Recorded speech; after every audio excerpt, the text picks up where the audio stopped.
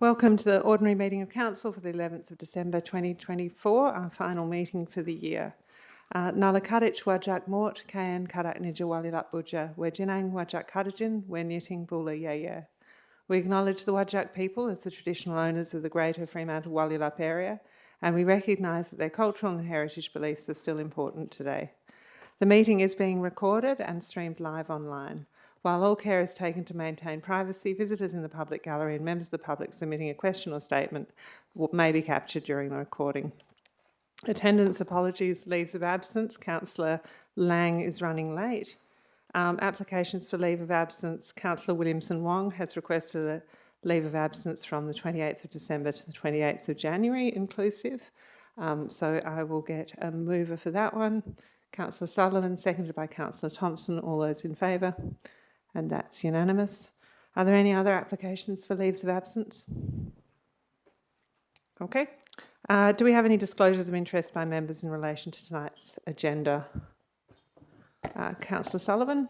Thank you. I have a financial interest to disclose in ARMC 2412, the emerging issues, not because it's my emerging issue, but a property listed in that report is part owned and occupied by a person who jointly owns Donnelly River Village, where I have an interest, and so I'll declare it as a financial interest and leave the room accordingly. Thank you. Any other declarations of interest? Great. I'll check with Councillor Lang when he arrives. There are no responses to previous public questions taken on notice, so that will take us to public question time. I'm going to take items in relation to items on the agenda tonight first, and then we'll have some general questions and statements at the end. We'll do them in order of the agenda. If you haven't spoken here before, you have 3 minutes. A number of people I know are speaking on the Davis Park item. If you agree with what the person before you said or someone else said, feel free to jump up and say, I agree with what they said. You'll hear a little bell 2 minutes 55 in, and that's your cue to wrap up. Okay, so I will run through in order of the agenda. We will also deal with the agenda items that have more people in the public gallery who are interested in them. We'll deal with them earlier on in the meeting, so we'll bring them forward. Okay, so in relation to the first item on our agenda, we have Carl Cabana listed to speak. Thanks, Carl. Hi guys, thank you very much for allowing me the time to speak. I also want to thank you for your work that you guys put in, chip away during the year. I know it's a tough job, but I really appreciate the work that you do. Great to see so many people here as well, chipping into what is a fantastic democratic process. So thank you again for you guys for being here as well. I'm speaking to you today to request that you use your discretion and keep the use of number 1364 Lot 4, South Street the same. A bit about me: I live in Hilton. I live on Harwood Street, which is 2 streets off South Street. I'm very happily married. I have 2 beautiful children. Ollie is 7 and Layla has just turned 5. Layla's favourite colour is purple. The report actually on the item, very comprehensive and fantastic. I think it was done by the officer Jordan. Excellent report, detailed, thorough. However, the analysis has the word moral listed 4 times in it. It is here that I ask you to use your own moral judgment. We already have 2 massage parlours and a vape shop in the area. While no longer in use, the vape shop has left a stale smell around the area. The proposed new tenants, Adult Sensations, have several other stores in Perth. Their purple signage is prominent and reads Adult Store or Adult Superstore. Based on one of these stores, I would estimate that the words will be highly visible and almost a metre high and 3 to 4 metres long, depending on which word they use. For example, Adult might start where Doug is over there and may finish up where Jemima is. Conversely, Ben might start with the letter A and rip all the way down to Jenny. So that's a significant impact, I feel, on South Street. It's not only South Street, but it's also the entrance to Fremantle. Imagine driving down westerly on South Street, past the sign, welcome to Fremantle, over the hill where Bunnings is, down the hill the other side, and you here see a massage parlour and an adult shop. Welcome to Fremantle indeed. My daughter is sharp as a tack. She will notice the sign. Please don't put me and parents like me in a position to explain what that store is for. Our children are exposed to enough early sexualization material already. It is my biggest fear as a parent. Please use your own moral compass and keep the use of the premises the same. Thank you. Thank you, Carl. All right, we'll go to item 2 on the agenda, and we've got Constance Hall and Harry Robinson.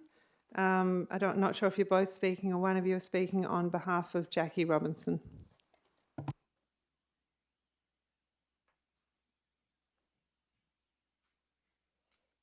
Hi, thanks for listening to us and looking into this. The issue with my mum's house is that I made this massive mess up and I thought I was doing her a favour and doing the right thing by replacing the existing shed that was there and also the existing fence. The shed happened first, and that was basically because me and all my kids, I have 5 kids, we all had to move in very suddenly from Margaret River when my husband had an accident, and I needed some extra space and there was no space there. So I was like, Mum, the shed's perfect, but it is like wet inside and just, crap, it's old. So I'm going to replace it, and I paid for it and everything. Now, the builder said to me, because you're replacing an existing build, you don't need to get approval, but you can. And I was like, okay, well, if we can, let's just do it. And then he came back to me and he was like, okay, it looks like they're not going to approve it because I'm not sure why.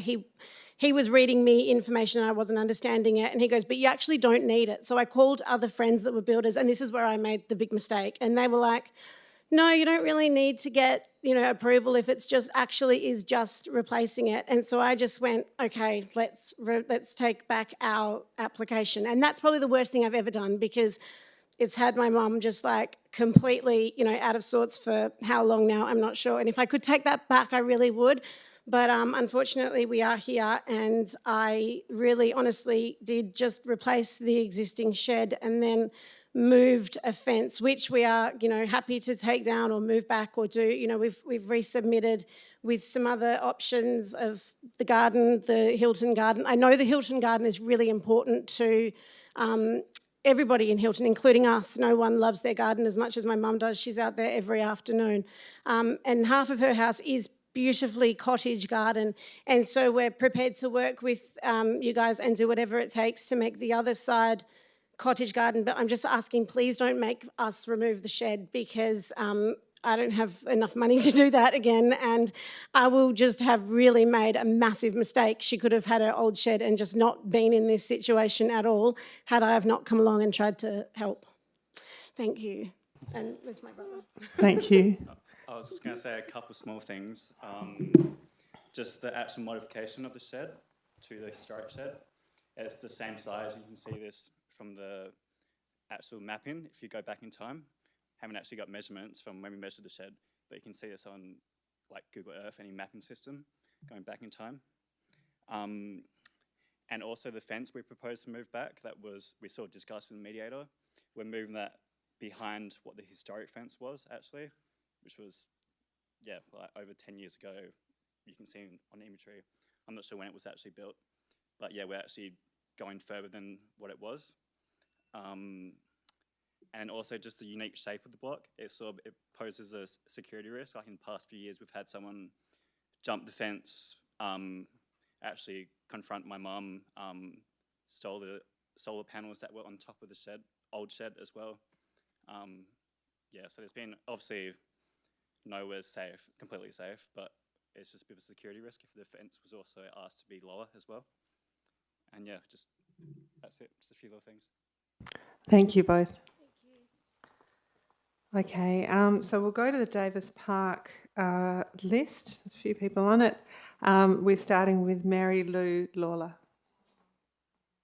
You're not speaking? Tony Lawler? Okay. Jonathan Patrick Holmes.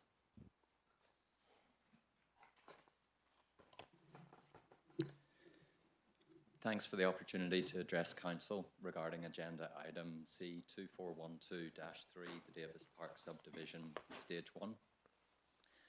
Our family has lived opposite the transition sub-precinct since 2019 and has taken part in all community consultations since then. Those consultations led to Council's resolution on the 29th of April 2020 to recommend the Davis Park Precinct structure plan to the Western Australian Planning Commission. The Planning Commission's final approval of that Davis Park Precinct structure plan on the 14th of May 2021, and also the Heart of Beaconsfield Master Plan, which was adopted by Council in April 2021. Each of these approvals by Council and the Planning Commission include provision that the transition sub-precinct, which has the most direct interface with the existing houses on the eastern side of Fifth Avenue, and I quote, should maintain a streetscape that complements the existing single residential dwellings to the east and will be no higher than 2 stories. The structure plan also states that the rear of the transition sub-precinct works within the topography and can accommodate 2 to 3 story buildings as they face west towards Davis Park. This requirement is not new and has been known to the applicant since 2021. Yet, the applicant's subdivision plan under consideration proposes all lots within the transition sub-precinct to comply with the R60 density code, and 13 of the 15 lots that interface Fifth Avenue are designed to accommodate 3-story multiple dwelling apartments. We request that Council does not accept the subdivision plan submitted by the applicant in its current form. We request that Council requires the applicant to comply with both the Davis Park structure plan and the Heart of Beaconsfield master plan.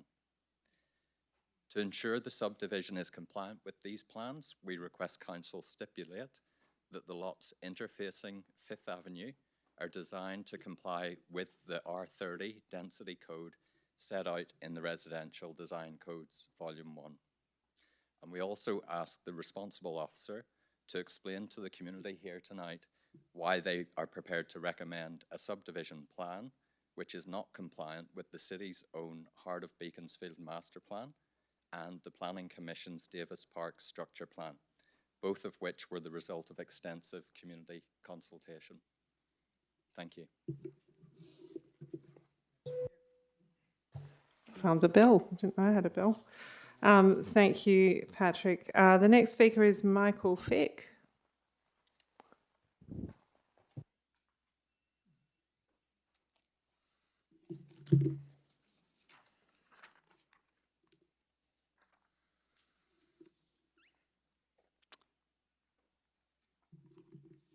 Just permission to hand out a flyer to council if...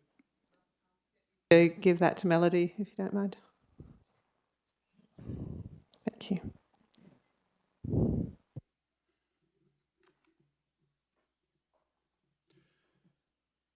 Good evening, Mayor, councillors. My name is Michael Fick and I'm a ratepayer residing in Fifth Avenue, Beaconsfield. I appreciate the opportunity to speak on agenda item C2123, the Davis Park subdivision. Firstly, I would like to commend the council and all involved parties for their dedication and hard work throughout the Heart of Beaconsfield consultation process from 2017 to 2021. The extensive community engagement, including discussion groups in parks and schools, and the liaison with council representatives has been invaluable in shaping a vision for our community that reflects our collective aspirations. However, I'm here today to express my concerns regarding recent changes to the plans for the transition precinct as outlined in Mr. Dybel's final report on the Davis Park precinct. Specifically, there has been a significant shift from the original consultation outcomes. Initially, the transition precinct was planned to include R30 to R60 zoning, with 2-story family townhouses fronting Fifth Avenue and 3-storey townhouses fronting Davis Park. This plan was well received by the community as it was balanced density with the existing streetscape maintaining a harmonious blend with the predominantly single-storey standalone houses on the east side of 5th Avenue. That you can see on the handout that I've given to those in the gallery and to those in council with the heading Beaconsfield, the heart of Beaconsfield. Now, if you were to turn over that flyer that I handed out. However, the final report now indicates a change to R60 multi-dwelling townhouses along 5th Avenue, eliminating the R30 family townhouses. This alteration is concerning as it represents a departure from the community's expectations and the original vision. The introduction of R60 multi-dwelling townhouses will dramatically alter the street feel along 5th Avenue, potentially disrupting the character and aesthetic of the area. I believe it is crucial to maintain the integrity of the original plans, which were developed through extensive community consultation and reflected a thoughtful approach to urban planning. The proposed changes could undermine the trust and collaborative spirit that has been fostered for the past few years. In conclusion, while I acknowledge and appreciate the hard work and progress made thus far, I urge Council to reconsider the recent changes to the transition precinct. Let us stay true to the original vision that was shaped by our community, ensuring that any development enhances rather than detracts from the unique character of our neighbourhood. Thank you for your time and consideration. Thanks, Michael. Okay, the next person up is Ian Hogan. Ian?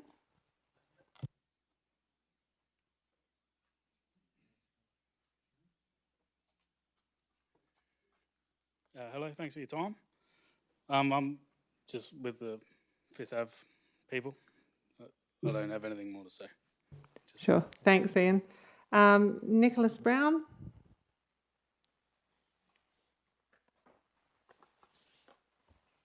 Mayor, councillors, thank you for the opportunity to speak. I'd like to thank the previous speakers prior to me from 5th Avenue for speaking so eloquently on behalf of the street and including the handouts. It's quite a tough act to follow here. I also live on 5th Avenue with these people. I've been there for close to 6 years. Throughout, we have been part of the process for the development of the Davis sub-precinct. And like has already been mentioned there's been extensive consultation with the community. We've given our feedback. The feedback we thought was well received in the Davis Park Precinct Structure Plan, approved 2021, the local development plan that was submitted, and also the applicant supporting letter. At the beginning of each of these has been stated, the residents of the street were pleased to read that the proposal or the thoughts behind it were to maintain the streetscape. However, once you read further into the development plan of what the zoning actually entails, and also the proposal put forward tonight, it would definitely appear that what is actually being proposed and allowed for is R60 zoning, multiple dwellings, at least 3-storey apartment style fronting 5th Avenue, which is in direct contrast to what the stated objectives of the actual development plan and structure plan were put forward to and consulted to with the members. So what I would like to do is, as per stated by the previous people here, is I believe the transition sub-precinct, whilst encompasses the street lot facing 5th Avenue and the Davis Park behind it, should be further subdivided or put into provisions that the aspect facing 5th Avenue, those lots between 4 to 18, shall then still be stated as 1 to 2-storey family townhouses to maintain that streetscape and to further foster that family feel and the community. The ones facing rearward, we do support up to 3 stories and the rest of the sub-precincts within that Davis Park, and we welcome that. That's all I have to say on the matter. Thank you very much. Thank you.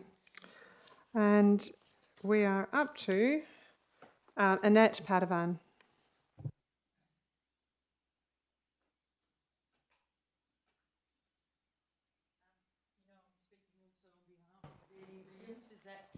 acceptable to the council? Yeah, that's fine. Okay, I'll probably leave that one to last. I want to strongly object to the council officer's recommendations that this current proposal be approved as well. But it's an objection that could be overcome with a very simple stroke of a pen. Like other residents on Fifth Avenue, I've been looking forward to this new Davis Park redevelopment in its current form, in the hope that it would provide us with a pleasant, livable community, something we have not always had. But the proposed recommendations by the council officer have dashed those hopes.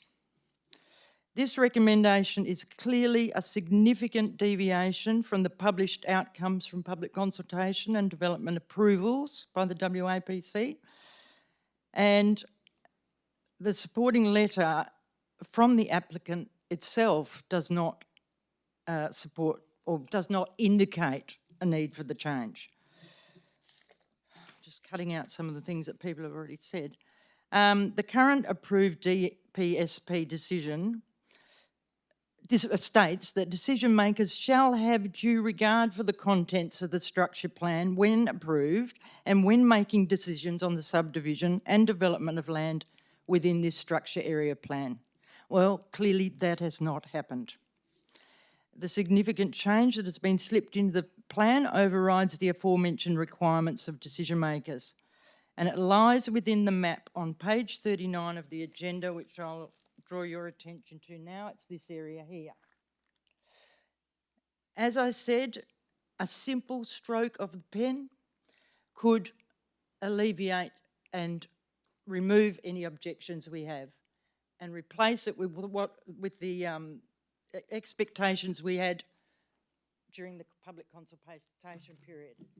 This line here initially ran right I'm just through going to get there. you to speak into the microphone, Annette, because Sorry. otherwise people can't hear you online. Sorry. This line here initially ran right through. Somehow, during this long convoluted process, the line was removed and this zoning was placed in there. I propose that we put the line back.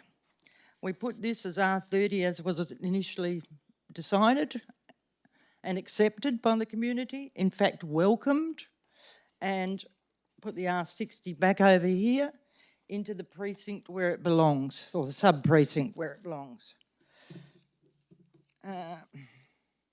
This restores the wishes of the community and our faith in the council and its officers to act on our behalf rather than that of the applicant.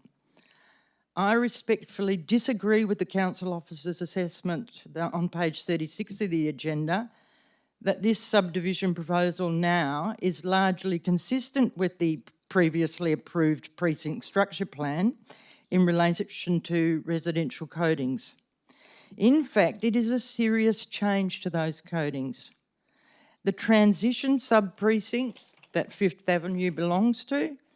Are we in Edward's comments now, Annette? No. We've had run your over 3 time? minutes. Okay. Yeah, if you want to just share Edward's comments. I that will. Might be good, Okay. thank you. So, thank you for that. Yeah, I speak today on behalf of Edward Williams, 84 years old, who has been visiting or lived in Fifth Avenue for the 84 years of his life. His aunt and uncle owned the house that Eddie now lives in.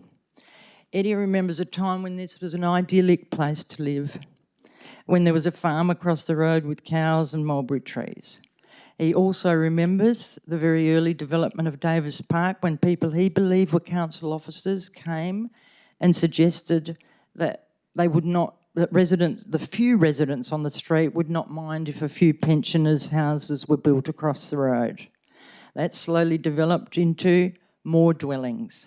Then in the 1970s and 80s, the redevelopment that we currently see in the area, a very poorly planned redevelopment that has caused significant social dysfunction over the past 40 years, came into being. Eddie has lived with the disruption that that planning decision and outcome has caused for 40 years.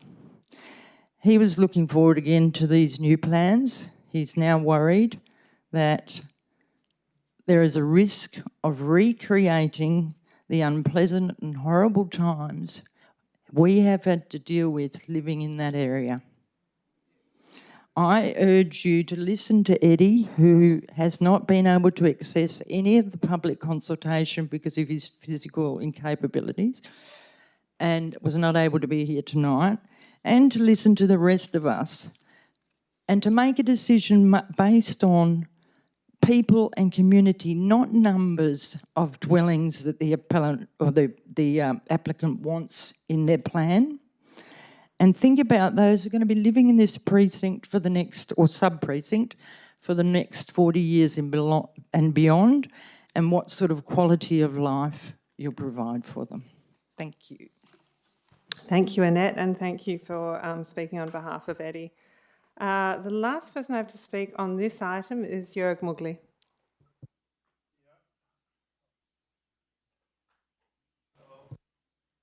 This has been a long time coming. We've been to I just might get you to bring the microphone a little bit closer went to you. to workshops about the heart of Beaconsfield about 8 to 10 years ago, and we sort of listened to what happened. I didn't go to all the meetings which were scheduled, but we always found out what is happening, and we actually were quite looking forward to the original plan of the heart of Beaconsfield. And I really cannot really say that I disagree with anything, or I agree completely what the last 4 speakers said. And so it would be pretty much sums it up, and that we definitely not interested to have 3-story buildings right in front of our house. And the fact that that could recreate what we endured over the last 10 years, that is a real big concern to us. Thank you. Thank you, Jörg. And that's everyone on the Davis Park item. I've got Peter Walter on item C24127. Thank you.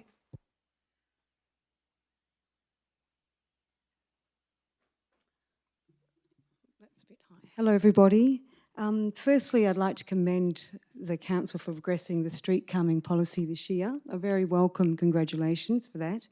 My name is Peter Walter, and I live on Curedale Street in Beaconsfield, and I'm a passionate resident.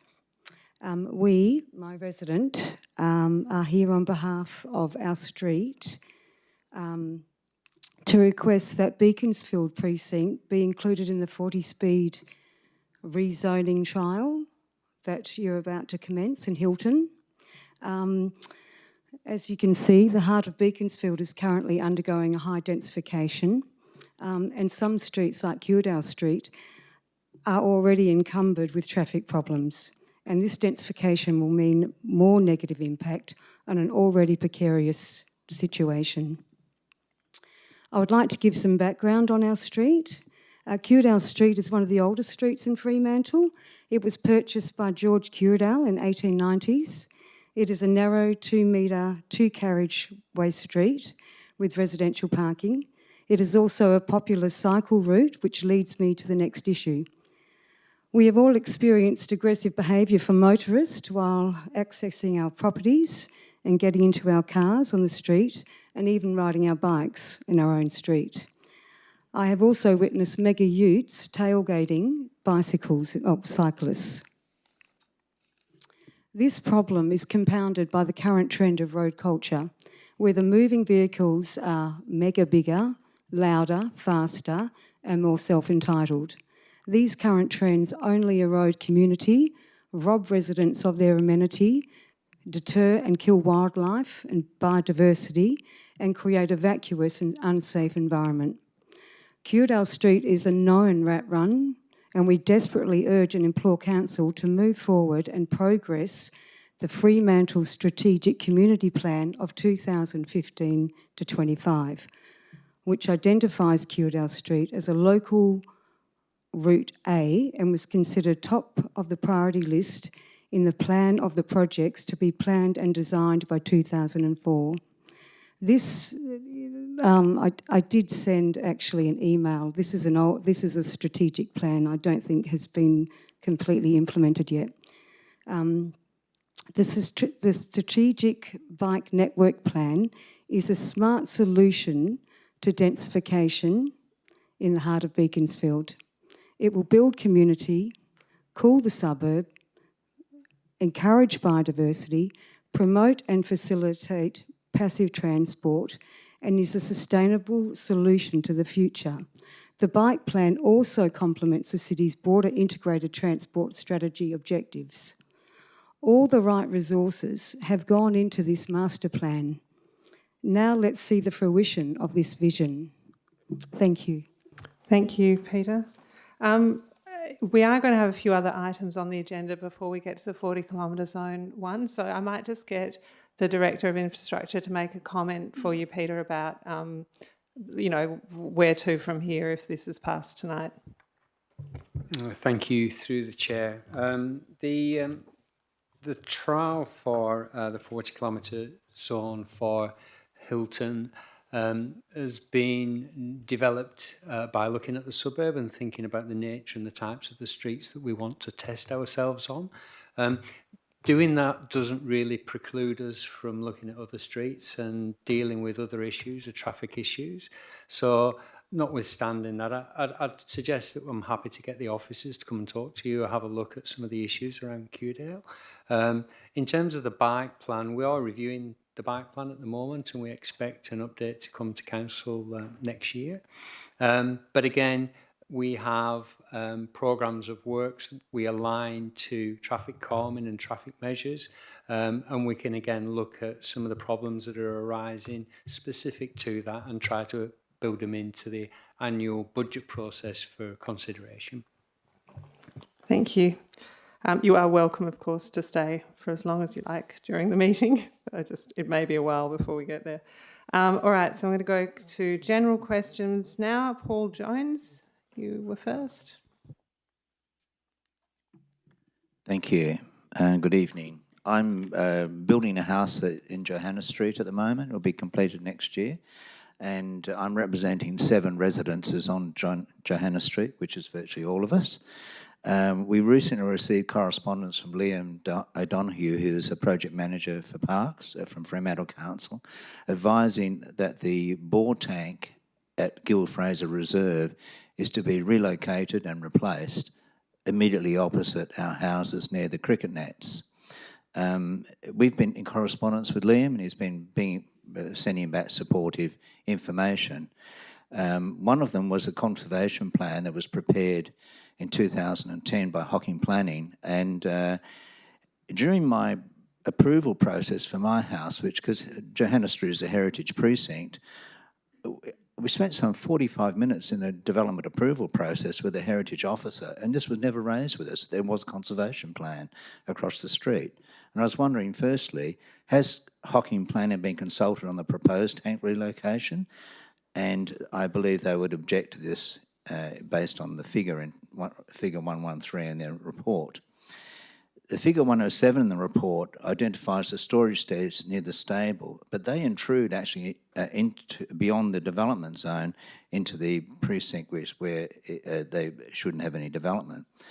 The tank, which is identified as an intrusive element, actually sits in a dip behind a tree and can't really be seen from the heritage grandstand. There are zones of and elements of considerable significance which imply that you shouldn't do any development in there, and this is where the tank has been placed, in a zone of considerable significance. In specific zones, Development Zone South, this development zone says, and this is the Hocking Plan, that any development here should not obstruct views to the grandstand from the river. This Johanna Street is the most commonly used access point to the river, to the beach at the end of Johanna Street. By placing the tank in the new location, you clearly obstruct views to the grandstand, which contradicts what the requirements are for development there. The only development options noted in the heritage plan and the conservation plan are for the existing residence and the gymnasium. It doesn't allow for tanks and other infrastructure. Therefore, we believe it doesn't comply with the conservation plan. We believe the tank should probably stay where it is, and if it can have vegetation screening around it. It's in a dip already, as I said. There's a big tree beside it. All the residents are clearly upset by this. They don't want it plonked in a piece of green space, which is very short of at the moment. We do believe, whilst the conservation plan is there, it could quite happily stay there. I'm very suspicious that there is not a plan to actually relocate the bore water whilst the tank's been replaced. That can easily happen, and would obviously be a lot easier for the parks people just to build a new tank and fill it with water, which we think is very lazy. So we want the tank to stay where it is, fix up the leaking and cover it in plants. Thank you. Thank you, Paul. I think we'll take that one on notice because I'm not sure that we have had notice of that one. Have we? Or oh, okay. The director thinks that he can answer it. That's great. Thank you. Thanks, Paul. You can sit down. Through the chair. Thank you for your feedback. I did follow this up with the Parks team and the manager this afternoon. I am aware that they've been in liaison with yourself. I do understand they've committed to recheck the alignment and the development zones, and will check the conservation management plan again, and also provide some sort of visual representation of what they were proposing as well. So as long as that progresses, I'm happy, and I'm a bit more than happy to attend and support in some future discussion about the location. Thank you. And the next item is Ian Kerr.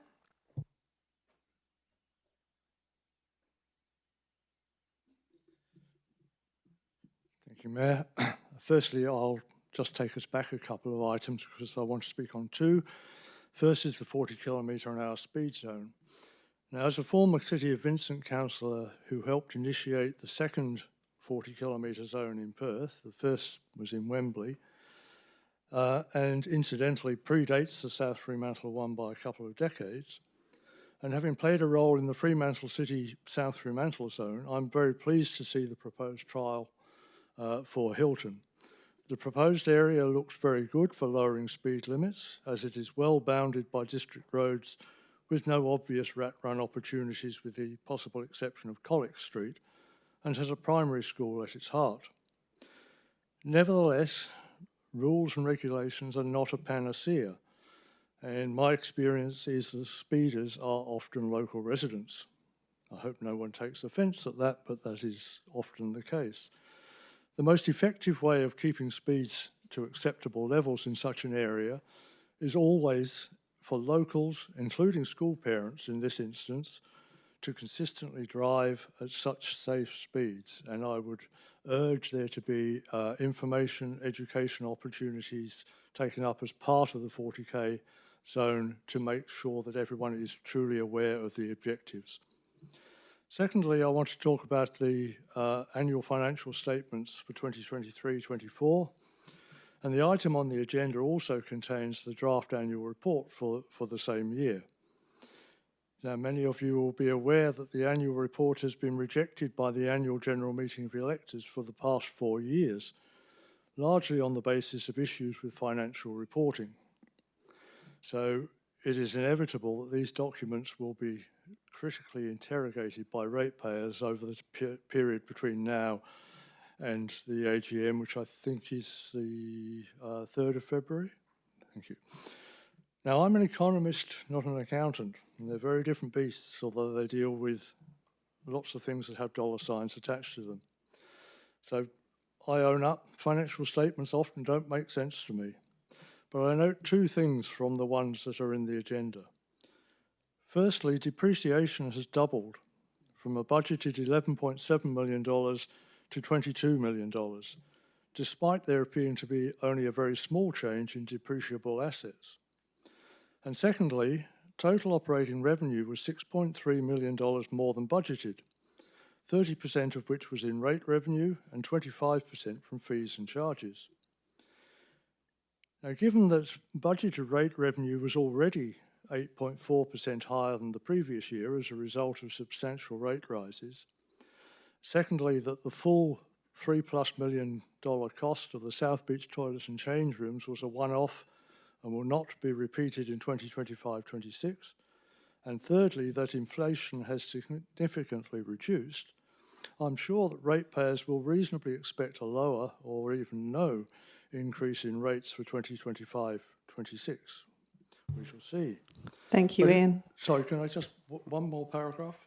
Yep, quick one.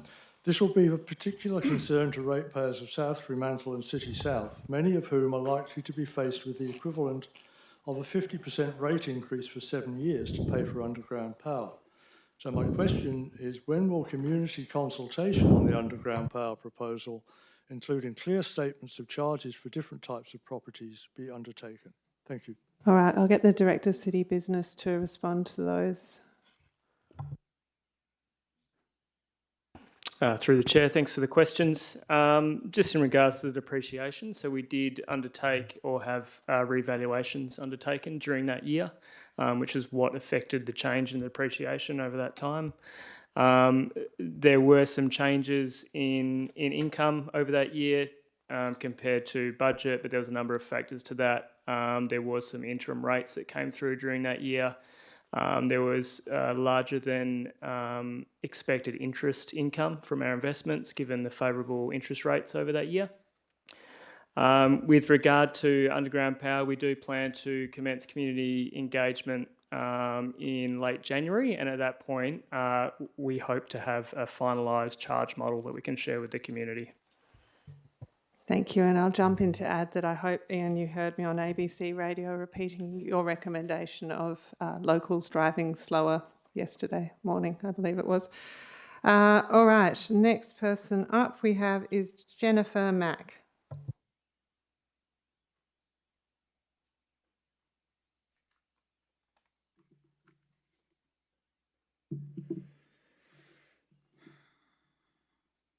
Hi, everyone.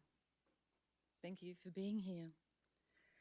Jennifer, I'm just going to get you to come closer to the microphone. Okay. Thank you. My name is Dr. Jennifer Mack. I'm a long-term resident of Fremantle. I'm a fifth-generation Australian. My grandfather fought at Gallipoli in the Light Horse Brigade for our freedoms and liberties. Now I'm a grandmother, and I'm speaking up for those same freedoms for my grandchildren and their future, lest we forget what freedom sounds like. So 42 years ago, my son was vaccine injured, and months later, he developed an aggressive cancer that took 5 years for him and my family fighting for his life. So vaccine injury has been around as long as vaccines. So I wanted to talk about that, and I also want to talk about the Mayor's LinkedIn post about her interest in power. She said there are two types of power: patriarchal power, which is power over, and power with. Of course, the Mayor said that she would never use power over people, but instead she valued power with people. And I disagree. I think you do use power over. For me, power over is this council taking action upon themselves to vote to mandate lockdowns, locking residents out of their facilities because of their personal, private health choices, even when at the time it was not mandated by our federal Australian government. It's power over making unanimous decisions behind closed doors, using redacted facts and figures when transparency and governance is a value of your job. It's power over when tens of thousands of ratepayers' money is used to advertise your preference in a national Australian referendum. It's power over selling off income-making assets. I think it's power over in breaking a 40-year peace policy and nuclear-free agreement decided by our previous council, first in 1980, and then developed as policy in 2000, in 2003, in 2021, which reads as follows: the whole municipality of Fremantle is a nuclear-free zone. Given that the preset values and the guiding principles of your actions in this role as mayor and as councillors are honesty, transparency, integrity and respect for the people that you serve and work for, my question is, what would it take for you to use and align your actions with the preset values connected to your position? Thank you. Perhaps I'll briefly respond to that. What would it take? Governance over the particular issue, so the ability to make decisions on an issue as a local government, and following the process of the Act, which in all of those cases we have done. Thank you. Okay, our final speaker is John Dowson.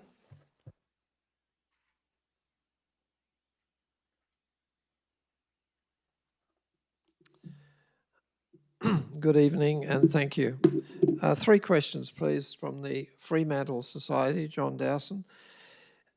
On the 13th of November, the Fremantle Society asked 3 questions, and in response to question 1 about the bicentenary, the answer was the city is working towards an inclusive program. But 3 meetings have already been held with Aboriginal people, excluding non-Aboriginal community members. And it would be good if Fremantle can avoid the divisive path taken by councils, for example, like Albany, where $100,000 was spent on a report entitled Menang First, and when an Albany councillor questioned why the report was so titled, as it seemed one-sided, the consultant reported, well, you must be a racist. The Bicentennial Committee for Albany has 8 Aboriginal people who are each paid $600 for each meeting.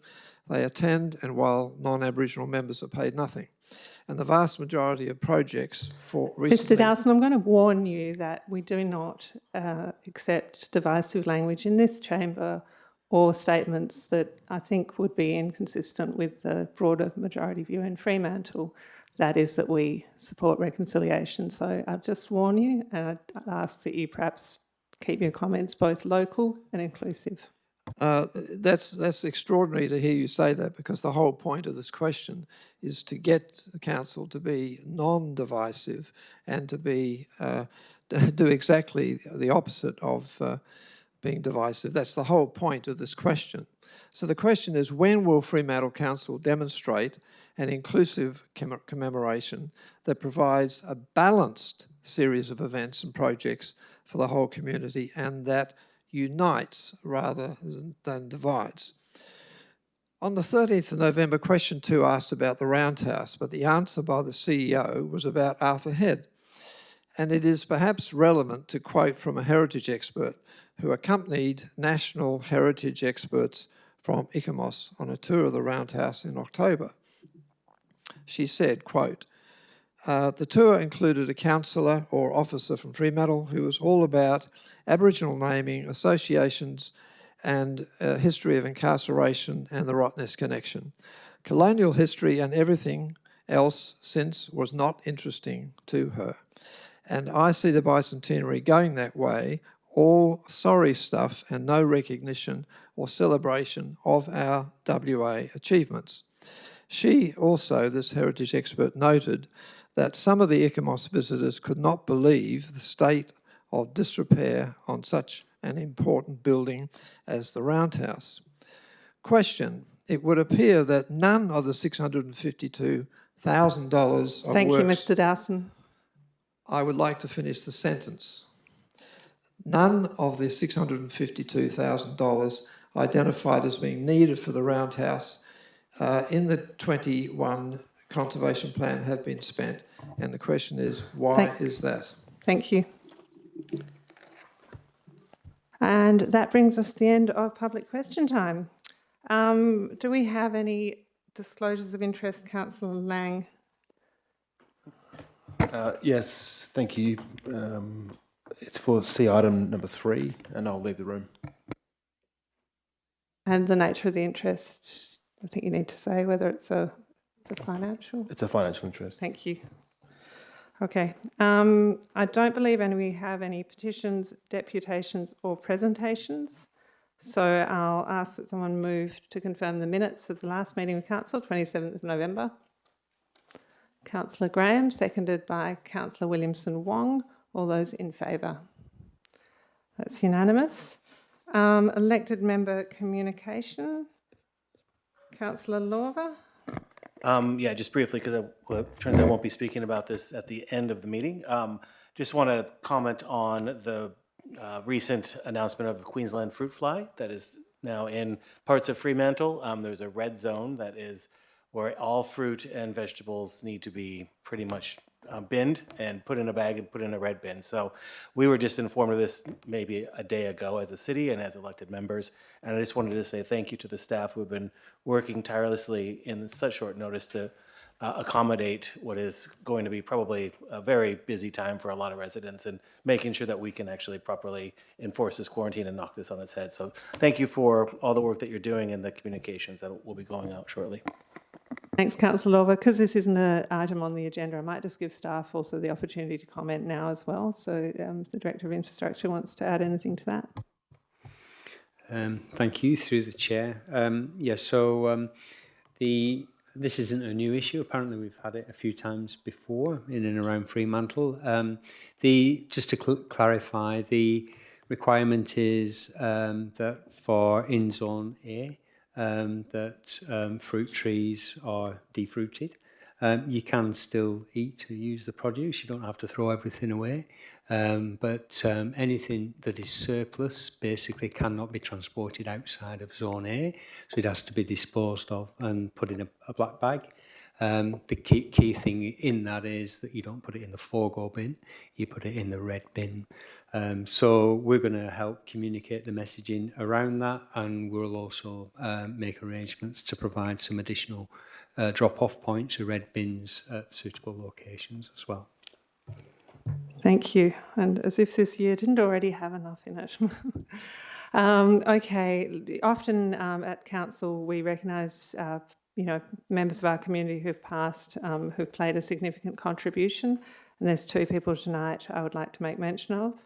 I was devastated to read today that Brenda Walker, very well-known author, was killed in an accident at Kings Park with a 100-kilometre-an-hour driver. I don't know what people are doing on the roads, but echoing the sentiment expressed earlier, it's madness. Brenda won the Hungerford Award in 1990 with her book Crush. She was, an academic at UWA up until now. We sponsor the Hungerford Award, and we've been very proud to do so for a decade, I think, more now perhaps. And recently she's been a very much esteemed judge of the Hungerford Award and been an incredible mentor and a teacher and an inspiration to many.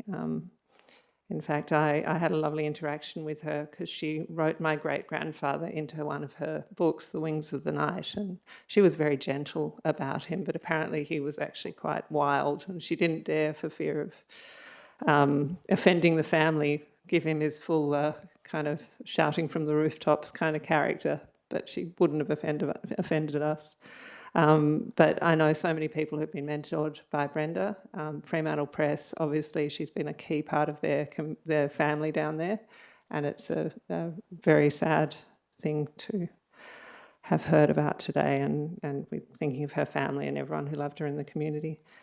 You also would know, I'm sure, that a week or so ago, Mrs. Galati, Vincenzina, but to everyone, Mrs. Galati passed away.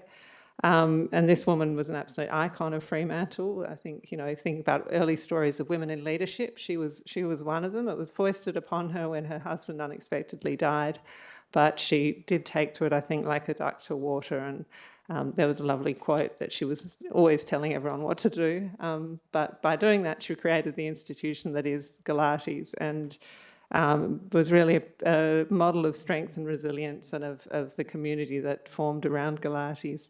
And so we know she's going to be missed by everyone, and most particularly by her family. So just wanted to make mention of those two people who we're sad to have lost.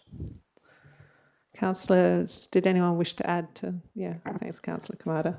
Look, thank you, Mayor Fitzharding, and I think you summed that up beautifully. yeah, Mrs. Gallardi was such an important part of the community. The Fremantle Herald described her passing as the end of an era, and that it certainly is. Yeah, the Gallardi family, just simply a part of the furniture, and Mrs. Gallardi set a fine example to her family and the wider community as a tireless worker and a strong, long-time matriarch. My auntie and uncle lived down the laneway from the Gallardi's shop, and so it's always been part of my life. And she was a good friend with many of my family members, and I know through those connections that she did so much for so many people in so many different ways. So obviously she'll be sadly missed. Her legacy will live on, and yeah, condolences to all family and friends. Thanks, Councillor Kamada. All right, if there's no further elected member communication, we will go on to the agenda. I'm proposing that we deal with the Davis Park item first, and then I'm just looking to see who's still here, the Rennie Crescent item, then the 40km/h speed zones item, and then we'll have a look at the agenda from there. So if everyone's comfortable with that. Councillor Lang has left the room for the Davis Park item. So can I get a mover for that one, please? Councillor Sullivan, seconder. Councillor Moughlin, I think just got there first. If it's all right with you, Councillor Sullivan, I might get officers just to make comment on the sort of R30 to R60, the transition zoning, and I suppose perhaps help us understand the officer recommendation. Thank you. Through the chair, the structure plan for the site that was approved following that Heart of Beaconsfield work, as the Mayor has identified, it's up to R60 is permitted. What is being considered tonight is the subdivision only, so it's not about the built form on the site. You'll see in the conditions there are two proposals for local development plans. Those local development plans will look at the built form. So when it gets to that point, if council does wish to limit the height on those lots, it can look to do that through the built form provisions. Thank you. Councillor Sullivan, did you want to open? I might just sort of follow up with some questions on that, because so the local development plans that are in the agenda, is you're suggesting that they're in a draft form? Through the chair, yes, that's correct. So the conditions, they really are only a starting point to consider what might occur in those. The conditions do set out a list of items that we would like to see considered. Council may wish to add to those. One of the points for that transition sub-precinct does talk about setbacks and building height being items that we would like to see detailed in that local development plan when it comes back to council. It will also need to go through a detailed assessment and community consultation phase as well. So just a sort of second question, when you read the opening line of the local development plan for the transition precinct, it basically says that it also has to be read in conjunction with the structure plan. So is that really the sort of interaction between the two documents, and would you expect therefore that where the structure plan talks very clearly about the transition zone, that will come into the local development plan, those requirements? Yes, so in assessing the local development plan, you do need to consider that existing planning framework, the structure plan being the first tier of that. So the local development plan needs to reflect the work that has been done in that structure plan. Thank you. I suspect Councillor Law might want to ask a follow-on question while we're on this so if you want to jump in now, and then I'll go back to Councillor Sullivan. Yeah, thank you. Yes, I do have a question. And it's in regards to the same kind of transition precinct in the different documents that we have, because in our agenda, on page 38, we have the, I guess, that transition precinct that we're discussing. It says R30 to R60. And then we were given this Heart of Beaconsfield. I'll point to this. It's got where that block is basically kind of split, and it does reference the family houses, 1 to 2 stories, and then behind there, medium, low-rise apartments, 3 to 5 stories.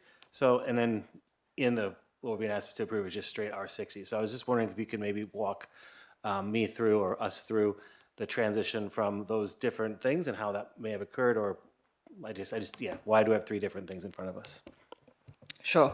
So the Heart of Beaconsfield document is a strategic document. So it doesn't have any statutory weight. It doesn't necessarily set out the rules, but it was the piece of work that was done in conjunction with the community and Development WA to kind of set the vision for the precinct. The structure plan then followed that and set the density and the rules for the area.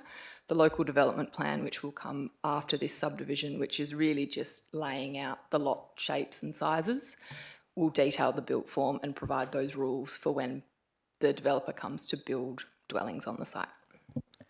So just my question now then is, can we expect that there won't be any 5-story apartments where it has C and D there if we approve this tonight, if we're approving R60?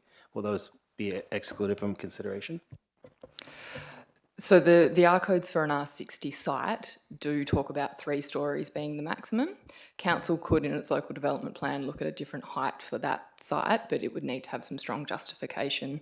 The density, it would still be set. So it would probably be quite difficult to, it'd be a very small, skinny building at R60 if you proposed 5 stories. So I suspect it's unlikely, but again, the built form provisions, as it stands now, 3 stories is the limit, and the local development plan could limit that further. Isn't planning fun? Councillor Sullivan. And I might further interrogate that because I think it's important for not only ourselves but also members of the public. The structure plan, which is the important document that's already been signed off on by both the council and the planning commission, so it has, I guess, weight. In that transition zone does make it very clear in 2 dot points that 2 stories should face Fifth Avenue, and that the transition zone more generally should achieve a minimum dwelling target of 60 dwellings, which is basically saying that the subdivision, the land part of the conversation, needs to achieve a certain number of dwellings, but that the built form needs to do potentially something different.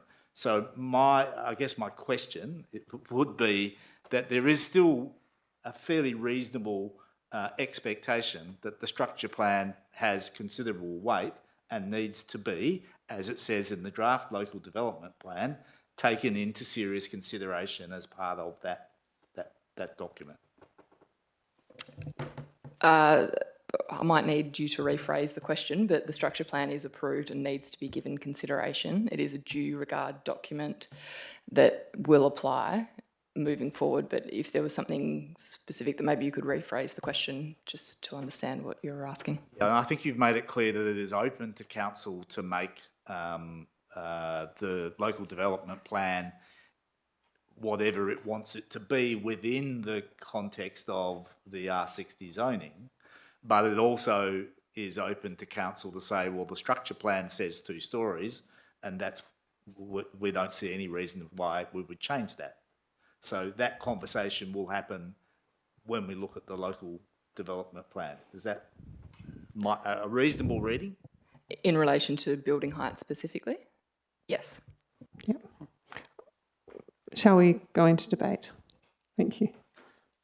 Thank you. I just want, because it is complicated, and I wanted to make sure we were quite clear about that. And it would be open, I imagine, to include a minor amendment in supporting the subdivision, or even an advice note that you know, that the conditions of the structure plan are still the strategic direction of the council. So that could be open if the mayor accepted that as a minor amendment. Councillors, I mean, I think it's an interesting conversation that we're having, because in some ways the higher density and bigger buildings are the sorts of outcomes that will likely produce a more harmonious residential environment. So the mix of demographics, the mix of affordable, social and other housing and the like does require there to be a mix of developments. So this combination of developments is important, but we've been through this process, as was clearly stated by members of the public, and we always know that when we have to consider zones that are basically upzoning, that is something that this council has been genuinely supportive of, we've always recognised that there has to be transition between new and old, between existing character and the new development. And I think that's been a common theme all the way through this proposal, and it should be something that we maintain into the future. And I would hope that my colleagues would support that perspective going forward. But in terms of the subdivision of the land, which is what we're considering tonight, the question for you is that lot configuration acceptable to us, given what we already know? So those lots are going to get developed, whether they're 2-storey or 3-storey, is a question for us to re-answer at the next phase, and it would be perfectly reasonable and expected for us to maintain the agreed view of the structure plan that in that transition zone facing Fifth Avenue, that those buildings should be predominantly or a 2-storey interface to create that transition zone. So I don't imagine any of us racing forward to try and change that. I don't know if staff know whether the applicant is racing forward to change that. If they do, they should answer that as a question from me.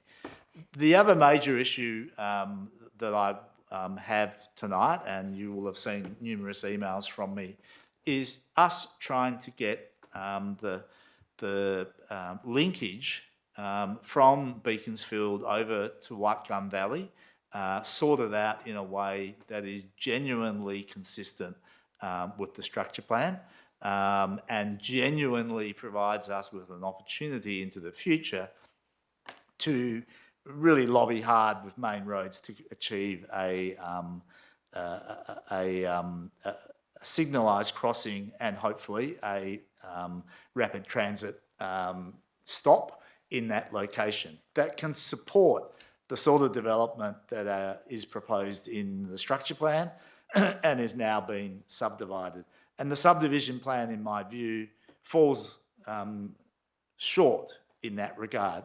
And what it's trying to do is it's been good that they've gone through and mapped certain trees that they believe need to be retained, and that's great, and that's an expectation. I think we would all agree that's a very good approach, but not every single tree can be saved if it's conflicting with other aspects. And what they have done, in my opinion, is that they have, for some reason, put all the emphasis on retaining some trees and none of the emphasis on trying to get a connection across that aligns with Nanine Avenue. So I'll probably, I don't know, Madam Mayor, do you want me to move my amendments now, or would you prefer debate to occur and I'll come back to them? I'd prefer, debate to occur, and then we'll come to the amendments once we've heard debate on the item. Hold off my amendments and bring them back later. Thank you. All right. I think Councillor Mofflin, you seconded this item. Did you want to wave? Yeah. Do we have other speakers on this item? Councillor Lorver?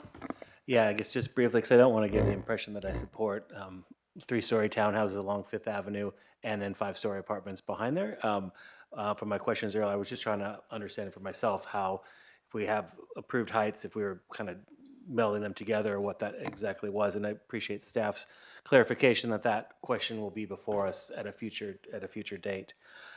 Because height on that Fifth Avenue, I think, is extremely important. And for me personally, as an elected member of this body, keeping trust of our community is also very, very important. So while I'm, completely understand the nervousness and the folks that have been on this journey for a long time and giving their input for 8 years now, I think someone had said, that this is not the final thing, that there is another process yet to go through, is not something that, you know, I think would fill anyone with a lot of joy. But I appreciate your stick-to-itiveness, and you know, your voices have come through pretty loud and clear for me personally. So I'm very, very looking forward to this debate tonight and hearing what other elected members have to say. I'm, you know, pretty line ball on what we are approving tonight. I think some amendments make this a little bit better, but I'm looking forward to hearing the debate in full. Thank you. Councillors? Councillor Graham? Thanks, Madam Mayor. Yeah, look, it is complicated. It's certainly mostly too complicated for most people in this room. And thank you to Councillor Sullivan for trying to explain it the best we can. My impression has always been that Fifth Avenue on the west side was going to be R30. And that's been my understanding for a long time, which I've been back on council since 2019, and I think it was floating around then. So, okay, the officers have said that, you know, we're going to consider this again at local development plans, which is making it even more confusing for people like me and perhaps others sitting around the table as well. Wouldn't it just be easier now to perhaps, I don't know, I'm just going to throw this out there, defer it, send it back to Development WA and just say, look, we've already stated and agreed that that side of Fifth Avenue should be R30 all the way through. So please amend the plan on the subdivision and bring it back at some other date. Because I don't have... Thank you. I don't, sorry, you can't during debate talk or interact. Thank you. I've only just come across this tonight, to be honest with you. Now I've lost my train of thought. Thanks, guys. But I don't have any great comfort in approving this subdivision with R100 and R80 and R60 on Fifth Avenue, thinking that we are going to end up with R30. Because when it comes back to whatever date it is going to be, when the local development plans are considered, I mean, Development WA are going to be pushing hard for the higher density. So that's my quandary, and so it's more a question, I suppose, following up on what I've said. Is there a possibility that we could defer this item to go back to Development WA for them to come back with the expectation of what has been around for most probably a decade, that that side of Fifth Avenue remain R30 all the way? Do you want to give that one a go? Andrew, can I get you to turn your microphone off? Sorry, Councillor Sullivan. Through the chair, unfortunately, because the city isn't the decision maker in this instance, our time frame is really limited. So if council does defer making comment, the decision might be made by the Planning Commission without any comment at all.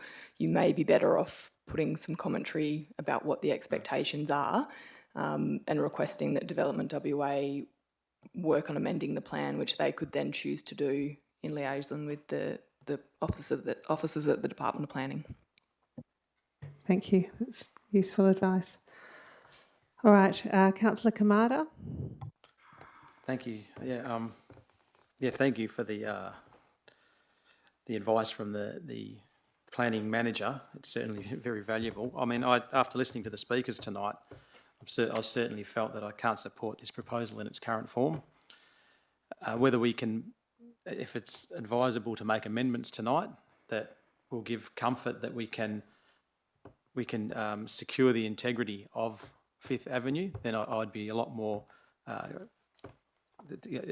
supportive of going forward. Obviously, we all support the development of that particular zone for the obvious reasons that you guys explained tonight.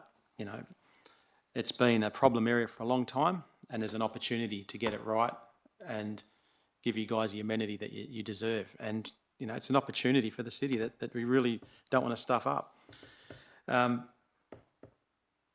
So to wait a little longer, from my perspective, wouldn't be a bad thing. However, I accept the advice that we've been given. I'll listen to the rest of the debate, and yeah, hopefully that I do believe that we can arrive at an outcome that will be satisfactory for the residents and also for the applicant. So, yeah, I'll listen to the rest of the debate before making a final decision. Thanks. Councillor Van Dawson. Thank you, Madam Chair. Yeah, this one's a tough one, but I think there may be a way forward for us. There is an ability to control the building height through the LDP, which is in draft form. I know it's been a lot of discussion and it is confusing. So whilst it's disappointing that it's really disappointing and frustrating, is they've used the structure plan to inform their subdivision, which clearly identifies R30 to R60, and you can see in the objectives that the intent of the structure plan is to have the two-storey along Fifth Avenue. And what they've done is they've seen R30 to R60 and they've just gone for the maximum. Similar to the lots at the top, I think it was R60 to R100, but they've gone for the maximum. So instead of giving us a bit of a nuanced, really applied what we want in this, as in R30 on that side and then R60 on that side, I feel like that opportunity has passed. Deferring it won't make that difference because the structure plan itself says R30 to R60, so they can zone up to R60. So to my mind, the mistake may have been in the structure plan where we didn't put R30 along, made them two different zones. So that was done at structure plan stage, but the structure plan still says 2 stories along Fifth Ave in the objectives. And we can control that height through the LDP, which again, that's not a decision tonight, that's future. So could we potentially do an amendment to our commentary, talking to the draft LDPs, the LDP, and talking about putting category B, table 3 of the R codes limits the building height through an LDP where table 3 of the R codes applies unless heights are set in the LDP. I just had it open, it is there.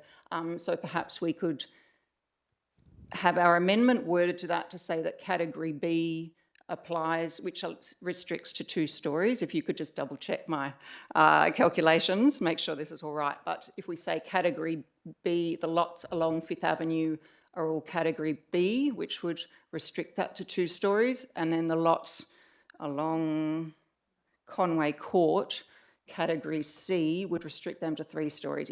That's a question really, could we address this height issue that way? That sounds like something that officers are, in fact, probably working on, but thank you for articulating it in a way that might be able to make it a good advice note. Councillors, did anyone else wish to speak on the item? We do have some amendments, so I will go to you and then I'll go to the amendments. Councillor Williamson-Wong. Thank you. And I appreciate I have not been here through this entire process. And that it has been a long road of consultation to get here. And thank you all for coming along and giving us your thoughts tonight. I'm happy to see this amendment that will be put forward and reiterate that the structure plan is the strategic objective to make sure that that character of Fifth Avenue isn't lost. But I did want to speak to this idea that, we need to limit development and density, because I guess my general question to myself, really, as I was listening and have listened tonight, is why do we view apartments or multiple dwellings as inherently bad or non-family friendly? I think there's, 8 years of consultation, as been said. A lot has happened in that 8 years, including Western Australia entering a really huge housing crisis, which has changed the context. And Davis Park once was a farm, but if it had remained like that, we wouldn't have the great community that exists there now. And I think there is I just want to flag it because I think it's important. We need diversity and we also need density in our housing stock, and Fremantle is really well placed to deliver high quality living to people because we're close to centres that already exist. And I don't want that to detract from the consultation that's happened or the character of Fifth Avenue, but I did want to note that I think we need to also embrace that there will be new people moving in and allow for people's children or the children that have grown up in Fremantle to also be able to continue being part of their neighbourhoods that they're already connected to. Thank you, Councillor Williamson-Wong. Councillor Archibald. Thank you. I just wanted to check because Councillor Van Dawson was talking about category B, and on the Heart of Beaconsfield, it's got category E. I just want to make sure we're talking about the right categories and we don't get another one wrong. Thanks. Thanks, Councillor Archibald. I'm sort of giving officers a little bit of time to gather their thoughts, if you like, on that and come back to us. If they are ready, they're welcome to make a comment now. Through the chair, Councillor Van Dawson, just by background, is a planner, so she's talking in very technical planning terms.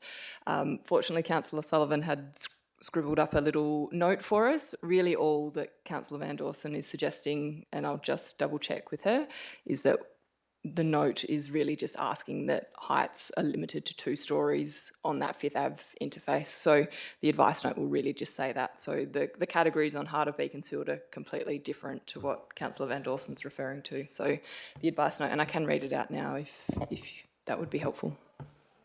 Councillor Mofflin, are you comfortable with that? Yep, thanks. The city notes its expectation that the built form requirement for the local development plan for the transition zone will provide for a maximum of 2-storey facing Fifth Avenue. Thank you. Happy to move that. Yep, okay, so we'll... So that becomes an additional advice note. Yep. Okay, Councillor Van Dawson, did you want to second that one? Yep. Do we want to debate that one? And everyone's clear how that will now play out in terms of the next stages of the planning? I just can open it by saying I thought the best way to deal with it was to keep it very simple as an expectation in the language that already exists in the structure plan, which is that there will be a maximum of 2-storey development facing Fifth Avenue. And it is a conversation. It's an advice note because it is a matter that needs to be dealt with subsequently. It is not a matter that the WAPC have to sign off on as part of the subdivision, but that the city is basically reminding the Planning Commission and the applicant, Development WA, that we are essentially sticking to what we said we would do in the precinct structure plan, which is that development facing Fifth Avenue would be a maximum of 2-storey. So I'll happily move that way. I think, as the officers have said, if we were to not approve the subdivision, which is just about the land, not the built form, at this point, we may miss the opportunity to have an input on all of the matters that are in the officer's recommendation and the matters that we might also add in as part of my amendments. Thank you, Councillor Sullivan. I'm just confirming that we're going to move this as a separate amendment to the other amendments. So, yep, thank you. All right, did anyone want to speak on this amendment that's currently on the screen as an advice note? Everyone fairly comfortable with that? All right, I'll put that to a vote. All those in favour? And that's unanimous. Okay, so back to the item as amended now. So is there anyone else? Councillor Mofflin, did you want to speak on the item and then we might go to the other amendments? I'll just speak very quickly, and I was only going to refer to that transition zone, but to acknowledge the residents of Fifth Avenue and the effort that they have put in over the last 8 to 10 years for the process, and that I think from the comments that I've heard tonight and previously, the residents welcome that area being developed, but that area being developed appropriately, and this transition hopefully will look to address that. So thank you for your input over time and coming tonight to raise the concerns with council on that. Thanks, Councillor Mofflin. Before we go to the amendments, I might just speak on the item as well. I have been on this journey as well for quite a while as first the Beaconsfield Ward councillor and sat in Davis Park a lot of times to look at different pictures and ideas, and it is really good that we've got to this point. It took longer, I think, than we'd hoped, and we certainly have had it as an advocacy priority for a long time. Been to the state government on, I can't even count how many occasions, to say we need to move on with this. You know, it literally is now a paddock, and you know, our community are driving past and saying we're in a housing crisis, and what are we seeing here? So we are really, really pleased to see that something is happening here. The CEO and I did a site visit actually with Development WA, and we were doing the thing you do where you roll out plans on the front of the car and sort of sit there and talk about what goes where. And I don't know if you're here tonight, but a local resident pulled over. Thought it might be you. You looked familiar. and said, and I'll quote, maybe misquote, "I don't know what you're doing here, but if you're doing what it looks like you're doing, just get on with it." Which was good advice. We need to get on with it, but we need to get on with it with all of that community engagement in mind and with the fabric of the existing community in mind. We have been, you know, quite pleased, I won't say surprised, but we've been pleased with the engagement we've had from the team at Development WA who are working on this, because I think there is an understanding of the sort of thing that will and won't work in this area. I don't think there's a desire to impose things on this community that will feel really jarring. And the reason that I think that, it's, you know, I like to think that it's goodwill and good vibes and all that kind of stuff. It's also marketability. So someone has to come to this area, say, this feels right and I would like to live here, you know, and make that choice. And by, you know, they've got to choose a housing product that makes people genuinely feel like they're becoming part of the community of Beaconsfield. So, you know, we're not going to step away from the conversation to make sure that that happens. We know how important that is. But we are, at the moment, I think, feeling relatively confident that this is actually heading in the right direction. We're optimistic that we will get a little bit more density along South Street, which we actually see as really important. We think it would be a terrible waste of land to just have an at-grade sort of supermarket and nothing, you know, that'll be subject to another conversation, I'm sure, but nothing above it in that space where we could have downsizes, we could have all kinds of great opportunities. So relatively optimistic. We certainly know, you know, having been on that journey, what the community wants to see. So we'll keep at it. All right, Councillor Sullivan, do you want to go to your amendments now? Thank you. And I think it's probably best if I move them in two packages, the ones on page 6 of the additional documents and then the advice notes on page 7. So I'll move the one on page 6, which is actually requesting the amendment of the subdivision plan to deal with the Road 1 reserve issues that I've previously communicated to elected members and the applicant. So I'll just move that first. Can I grab a seconder for that one? Do we have a seconder? Councillor Kamada? Yep.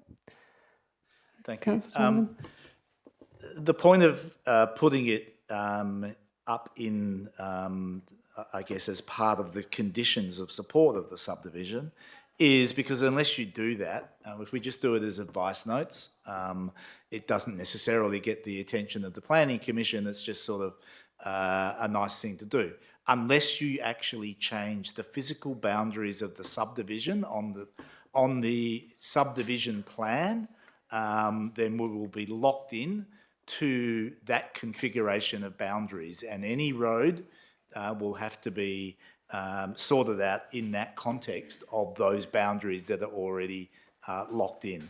Now, there is a little bit of a rider on that, in that because the area to the west of Road 1, this zone that is called a balance lot, or a lot that won't be acted upon until the second stage, where it will be amalgamated with other bits of land in the second stage, that it would be possible for a subdivision there to actually widen the road reserve or add to the road reserve, but that's a very messy way of doing it. And while I don't really feel that the eastern boundary of Road 1 will need to be changed, I think it's quite reasonable for us to request that the western boundary of Road 1, where it basically abuts with this piece of land that's not really going to go anywhere anyway, that boundary be straightened up to allow for us to get the right kind of road configuration through in that area. Now, The only argument that's been presented back to me and to yourselves via email from Development WA is that what they're trying to do is retain a couple of trees, I think it's 4 trees, in the proposal. So if you look in your meeting attachments on page 23 of 170, so in the meeting attachments, they have a plan where they show 4 trees in Nanine Avenue extension, Road 1, and you'll see that they've sort of widened the road reserve out just in that location to accommodate those 4 trees. Now, the consequence of doing that is that none of the alignments of the carriageways that will fit into that road reserve will align with the carriageways that exist across the other side of South Street in Nanine Avenue. And it seems like a really big price to pay for the retention of those 4 trees. Now, I went out on site again today to re-familiarise myself with why are they doing this? What's the issue? And I've got to say, I'm not convinced at all that that should be the lead issue for how we do Road 1. And that's why I've brought forward this amendment this addition to the conditions requiring that area to be realigned. It is the periphery of this subdivision. It is the part of the subdivision that is kind of contextually going to be dealt with in part in this subdivision and realistically in part in the other subdivision. So I don't see that it's that much skin off their nose to actually comply with this request. It'll be a very simple thing. At worst, they can, if the tree retention is their priority and our priority is the road alignment, they can still keep the trees, but shift or widen the road reserve to do the things that I'm talking about. And it might result in the loss of one of the trees, but it doesn't necessarily result in the loss of all of those trees. So you've got a choice to make. They've got a choice to make. The Planning Commission has a choice to make. Do we protect the possibility of a 4-way signalised intersection aligning with Nanine Avenue, or do we basically allow this subdivision plan as it is and effectively kiss goodbye to that possibility forever? Thank you, Councillor Sullivan. So there was some information that was sent through from Development WA, and I guess I would just, to digest that, it'd be good to get an officer comment, because how I understood that to read was that this lot still is retained by Department of Communities and so sort of isn't subject to this subdivision, but perhaps the manager can help me understand, why they've drawn the line where they have. I imagine it's because that's the edge of their current land holding. Through the chair, I think there might be 2 issues at play there. I think the reason the lot is an unusual shape is because the stage of the subdivision has had to be drawn there because of those lot ownership issues. All right, so it's sort of a separate issue to the location of the roads. I believe so, and I guess the road reserve that's been proposed in their modelling and in our view, there is sufficient space there and there isn't required to be more space at the intersection. Cool, thank you. Councillors, on the amendment. Councillor Archibald? Yes, thank you. Could I just ask the officers, with Councillor Sullivan's amendment, which provides a little bit more of a generous area to facilitate the crossing. Presumably if that was approved by this council and it does go forward, the department will then simply be using the land that they need to use to put in an intersection at some point. It's not as though it's going to massively change what they've already proposed. It will only just, they will work with a design and then decide exactly where the final layout would go, because we're not at that point yet. So that's really the question, yeah. Through the chair, yes, that's correct. Really, the subdivision at this point is really just setting out how wide the road reserve will be. The design of the intersection is an ongoing process, and main roads will need to be involved in that discussion. So we'll need a lot of work and evolution over time to get things moving. I might see if the director wanted to add to that.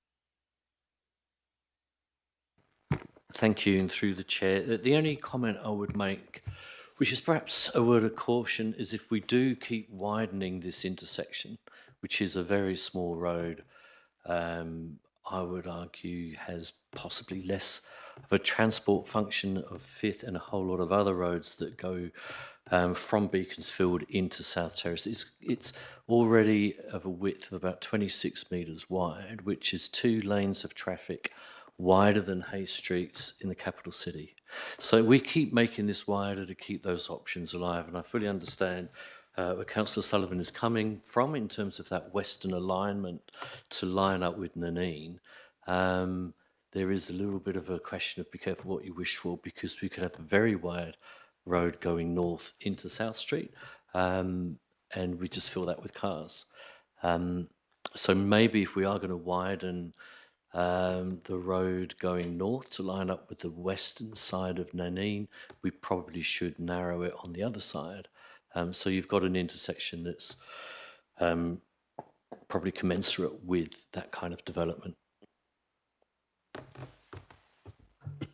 Thank you. Councillor Archibald? That was a question. That was a question, yep. The reason I'm asking that is because I do remember when we were doing a lot of this work at the Heart of Beaconsfield stage, is that while we were very keen to get that crossing, and many of the residents in the area in Whitegum Valley are very keen to have a safe crossing, particularly for school students to get down to Freo College, and that's predominantly the traffic, but I guess if there's a shopping centre there as well, people may certainly wish to walk down and cross the road to get to the shopping centre. But to have a fairly substantial intersection that would encourage the traffic to then start selectively using Nanine Street in a much greater way would be kind of counterproductive to what was really they were really trying to achieve. And so that's my concern about widening yet again the intersection, so long as the intersection that's been indicated is sufficient to allow that crossing, which is really the predominant reason we started that conversation, I believe. Correct me if I'm wrong, but that was certainly the impression I had, not to be a kind of a north-south through road. Then I would, I think, err on the side of the smaller land area to facilitate the intersection. I certainly agree with trying to make sure we can get, if in the future there is light rail and all those sorts of things, to have stops outside the supermarket areas. It's a very logical place to have it. People get on and off, shop, hop back on. But it's that north-south road that I'm a bit concerned about at this stage. Thank you, Councillor Archibald. And I I think I share your concerns. Like, I do feel quite that, the width of the road, I mean, it's all predicated on the idea that main roads are going to do the right thing and allow a signalised intersection there, which they've not to date agreed to. But if that were to be the case, whether we do need 2 lanes of northbound traffic, that then makes that quite a difficult road to cross, if you were going from the shops to Bruce Lee or... I'm a little bit with you on that one, but I'm happy to hear other councillors' views as we debate. Other councillors' views? Councillor Van Dawson. Thank you, Madam Chair. I'll just make a brief comment, and thank you, Andrew, for bringing this up. I think it's good that we look at this now. Obviously, I'm a big one for pointing out hindsight. We should have done this at this stage, and why didn't we do it then? And this is the time to be looking at it. But for me, I haven't been given enough information to go against the officer's recommendation to widen the road. I just think without an actual plan for the intersection, if that's not there to support a road widening, I don't think it's warranted. But that's just my view. I haven't been involved in this process from the beginning. I'm just seeing this on the agenda this week. But I'm not inclined to go against the officer's recommendation at this point. So not supporting the amendment. But I'll hear what Councillor Sullivan says in his closing statement. All right. Any further comment? Councillor Graham? Oh, look, I applaud Councillor Sullivan for bringing this forward because I think we've got to get on the front foot. We can pussyfoot around with it for another couple of years and then we could end up with what nobody actually wants. But I think the general consensus is that this is a very good idea for Nanine to be the linkage, and I take on board Councillor Archibald's points.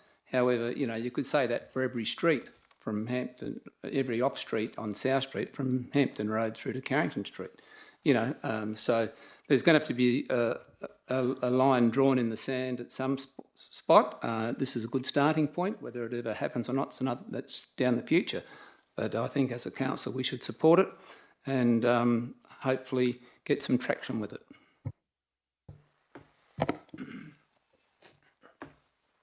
Councillor Moughlin, thanks. Thank you. I too support Councillor Sullivan's amendment, and particularly for what I see as essentially future-proofing this design, and it's certainly something that had been spoken about, previously to ensure that alignment to enable future options, whatever they might be, whether it is a future rapid transit stop or signalised movement for traffic. And so, thanks, Councillor Sullivan. Support the amendment. Councillor Lorver. I want to really thank Councillor Sullivan as well for not just this amendment, but all your input in this process and lots of planning matters. And I, in concept, really, really do agree with aligning these roads if we can. I'm also struggling with the possibility of losing some nice mature trees. But I completely understand trees will grow. Maybe we can put a few in the middle if this road does align, or plant a few more in the future. And if the loss of a tree makes this intersection actually navigable, I got that word out, I think it'll be worth it for the long term. I really, every day for us that live in Hilton or anyone that drives on South Street, we have that Paget Victor Street intersection, and I would really not like to see us bake in something like that in this plan. So I'll support this amendment and encourage them to adjust the boundaries.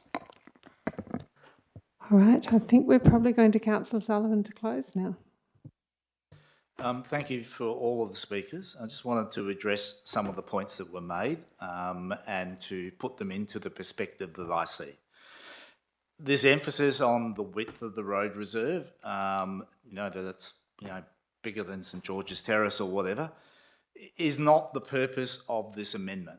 The purpose of this amendment is to get alignments of roads to marry through. I don't mind, actually, if the road reserve is still narrow, ultimately. But I do mind very strongly, vehemently object to a proposal that comes before us where the carriageways running north-south on one side of the street don't align with the carriageways running north-south on the other side of the street when we're trying to get main roads to give consideration to signalised intersections. I also get very clearly this balancing act between our obvious desire to have walkable neighbourhoods on both sides of South Street and the ability for those walkable neighbourhoods to find safe, convenient ways to get from one side to the other. We already have this dilemma in Hilton at Paget Street and the shops there. We already have this dilemma on Hampton Road and the shops at Scott Street. It's not an easy thing to navigate around, and we know how hard we have to battle every time with main roads. We've spent 30 years trying to improve the situation at Hilton, and I circulated to elected members the very same kind of intersection and to try to, get you to visualise the intersection at Paget Street, which is a 20-metre wide road reserve, which apparently is outrageously wide. But it's not really when you go there and see one lane in each direction with a half-sized safety zone in the middle for pedestrians to kind of like refuge in, and trees that are planted in a median that's this wide, which may or may not survive because it's very narrow, and that's only a left-out turn. So if you wanted to, if you can visualise what you would need if that was trying to line up with the road opposite, you would need more space. And that is the point, or part of the point that I'm making. But the fundamental point that I'm making is the alignment, and that is not consistent. Like I said, the walkable neighbourhoods. If you want walkable neighbourhoods, they need to be able to cross the street. The chicken does need to be able to get across the road. And the only way we ever seem to be able to achieve that in a convincing way is with signalised intersections of some description. And they are so hard to achieve, and we recognise that this was an opportunity to get that. And without that alignment, I just don't think that you're going to get it.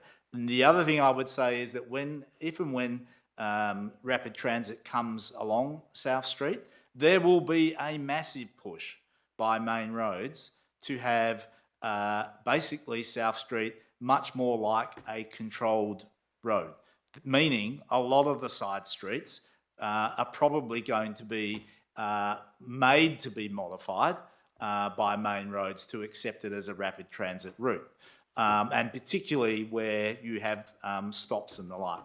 And that's what worries me. I want to be able to, for this council to future-proof walkable neighbourhoods with rapid transit and with the right sorts of intersections, and not lose that opportunity at this stage. And that is why I'm putting this forward. If you're not convinced, it is a little bit, the planning for the roads is a little bit cart before the horse, or Councillor Van Dawson said, well, there's not a convincing plan that demonstrates that it won't work. Well, there's not a convincing plan that demonstrates that it will work. And that's the problem, is that, Blind Freddy, for me, conceded that it won't work because they don't align. It's not rocket science, but there's no detailed planning at this stage to absolutely say that. And what worries me is when it comes, we won't actually be able to do anything about it because the subdivision will be locked in and they won't be prepared to change it. So I hope that you can support this, and I'll leave that with you. Thank you, Councillor Sullivan. So I'll put this one to a vote. All those in favour? Must have been very convincing. And against? Councillor Archibald against, and that's carried. Okay. Councillor Sullivan, am I right in thinking, therefore, your second amendments as advice notes are no longer required? I'm not sure. I would prefer to have them in there because they help provide substance and conversation, sure, which is what advice notes are for. It also helps the officers, I guess, see why. No, that's fine. I just was not clear if it was an either or a both. Yeah, it's both. It expands on. Okay, so we'll go to those now. You've got them in your additional docs on page 7. Do we have a seconder for the advice notes elements? Councillor Lorber. Councillor Sullivan. I'm not going to provide any more diatribe. I think I've probably provided enough because that's what the advice notes essentially say. So I'll leave it at that. All right, councillors. All right, I'll put that to a vote. All those in favour, and that is unanimous. Okay, now we've got something about a remnant lot. No, hang on, not yet. So it's now as amended. Councillor Sullivan, was there one more, or was that? No, I think maybe that was it. Yeah, I think I at one stage was anticipating doing something about lot 9001, which is the remnant lot, or as it's defined, some other terminology. But I think they've provided enough clarification that that's exactly what it is. So I'm not concerned. Excellent. Okay, that does then take us back to the item as amended. Do we have any further speakers on the item? In that case, I'll put it to a vote. All those in favour? And that is again unanimous. All right, we'll get Councillor Lang back into the room. Thanks, everyone. I'm sure we'll look forward to seeing you again for what's the next one? LDP, LSP, LGP. Great, thank you. Okay, Councillor Lang is back in the chamber. Shut that down. All right, so we will go to, who do we have here? We'll go to Hilton, not for 40 kilometres an hour, but for the Rennie Crescent item, which is C2412, no, what is it? 22 item. And we've got the officer's recommendation for refusal, that's on the screen. I think there is also an alt rec for approval. So I am comfortable with anyone who wishes to move either the officer recommendation or the alternative recommendation. If no one wishes to move the officers, I'm happy to move my alt rec. Thanks, Councillor Sullivan. Seconder for Councillor Sullivan's alt rec, Councillor Lorver. All right. Did you wish to speak to that one? Thank you. I've got to say that when I dealt with this matter when it first came to council, that I read the officers' report. It seemed really clear to me that the officers had provided sound advice about the fact that you needed planning approval, and it seemed like, on the face of it, that the applicant had withdrawn the application, ignored all the advice, perhaps intentionally, deliberately, and gone ahead and done what they had done. And I got to say, you know, I try to make decisions based on the planning scheme and the planning law, if you like, and not to bring personalities or individualities into it. And I try and make that, whether it's a support for something or against something. And I got to say, I probably felt like, no, they've done this deliberately.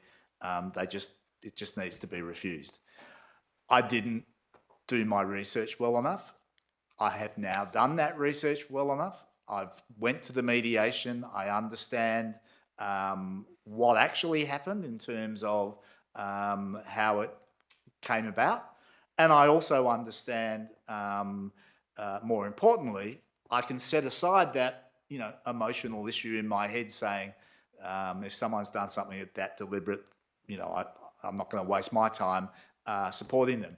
What I'm now doing is basically going through the process and saying, is there mitigating circumstances that would warrant us to set aside some aspects of the Hilton planning provisions?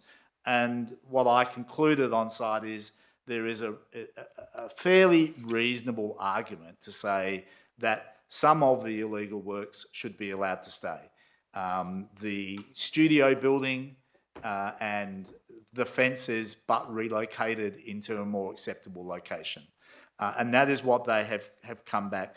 The applicant also took the strong advice that I certainly gave, that was to retain the Hilton Garden suburb feel. It was really important to make sure that the front picket fence, which is still there, is retained, that a garden is created, a traditional garden is created behind the front picket fence, and that they do everything that they can to screen the studio, which is in a slightly awkward location. And they have also proposed that, and that is a condition of planning approval, if you support it, that landscaping has to be implemented. And I think that will go a long way to mitigating any concern, hopefully, that if you still have any remnant concern, that it's not consistent with Hilton. The third thing I would say, and I really appreciated on site, was that the corner house, and we all know the corner houses, you know, are at 45 degrees, and they do step kind of like forward in the landscape a little bit, that as you transition from the corner house, which has lots of hedges and the like, that this studio building is very low and very discreet in that context. And I almost came to the conclusion that had it been on the corner house lot, that we wouldn't have even given a second thought as to whether it could be approved. And it was just an interesting way of perceiving it, because if you come in from Carrington Street into this street, the true Hilton area doesn't really start until you get to the first two houses either side of the street that face the street itself. The corner houses kind of create an entrance statement that does have a slightly more closed-in feel. And so I think this house, the majority of it, will still enhance that sense of the Hilton Garden suburb, with the house being the feature, the front garden being the feature, the front fence being the feature, and a very open sort of garden suburb feel. So I'm happy for us to allow some discretion, a much reduced discretion to what was previously been asked, because I think it's not going to compromise the garden suburb. Thank you. Thank you, Councillor Sullivan. Councillor Lorber? Yeah, I won't repeat much of what Councillor Sullivan just said, because I was in the same boat when this first came before us with the commentary in the report, and my views have also likewise changed given the circumstances around it. You know, knowing that this was an existing structure for me is kind of a big deal, and that was just kind of replaced as is. And also the location where it's at, in that when you do drive in there, for me, having that fence pulled back against the structure is a really, really important aspect there. So it's not right up against the sidewalk, and it does have in the entrance create that openness that Hilton, we try to achieve in our policies. So I'm happy to support this alternate recommendation, because I'm convinced with the compromises that were made, it's not going to set a dangerous precedent as far as other properties, because this one is a really unique shaped lot, and with just replacing an existing building that had been there for a long time, you know, the folks that live there, they're not the first people to get bad advice from a builder, and they definitely won't be the last. But given all those other things around it, I think that this is a very acceptable outcome, and will allow the family to enjoy the space for a long time. So I'm happy to support it. Thanks. Councillor Graham? Thanks, Madam Mayor. Yeah, look, no, I strongly support Councillor Sullivan's alternative motion.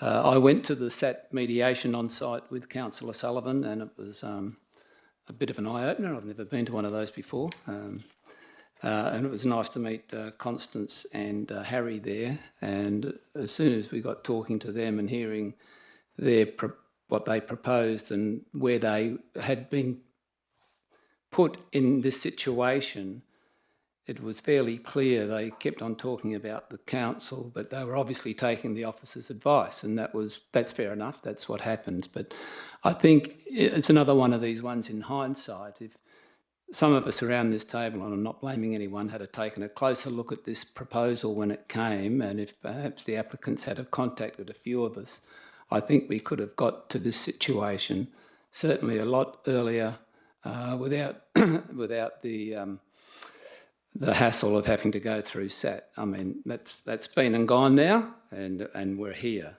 But I think that happens a few times where people are reluctant to either contact the local councillor or any councillor to discuss something that's been put up for refusal, and they take the officer's word, and we've ended up in this little bit of a pickle, I think. But anyway, that's just my commentary. What Councillor Sullivan's proposed is clearly, in my view, acceptable. There is no way we could impose them moving the current structure. There is mostly nowhere for it, as it's one of those Hilton lots where there's actually is no backyard. It's just all side yard. You know, another funny angles everywhere. So I think the best thing this council can do is unanimously support Councillor Sullivan's amendment. Thanks, Councillor Graham.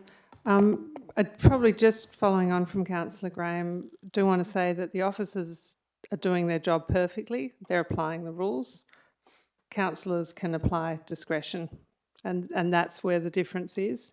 We know that that's not as clear and easy to understand as it could be, and there's a lot of work going on with things like our website redevelopment to make it really clear what happens during these processes so that anyone can see, you know, whether if they're getting feedback at a certain stage, that might be stage 1, stage 2 might be coming along and having councillors have the opportunity to consider whether they want to exercise their discretion and come up with a different answer to what the officers have. But the officers always do apply the rules, and that's exactly what we want them to do.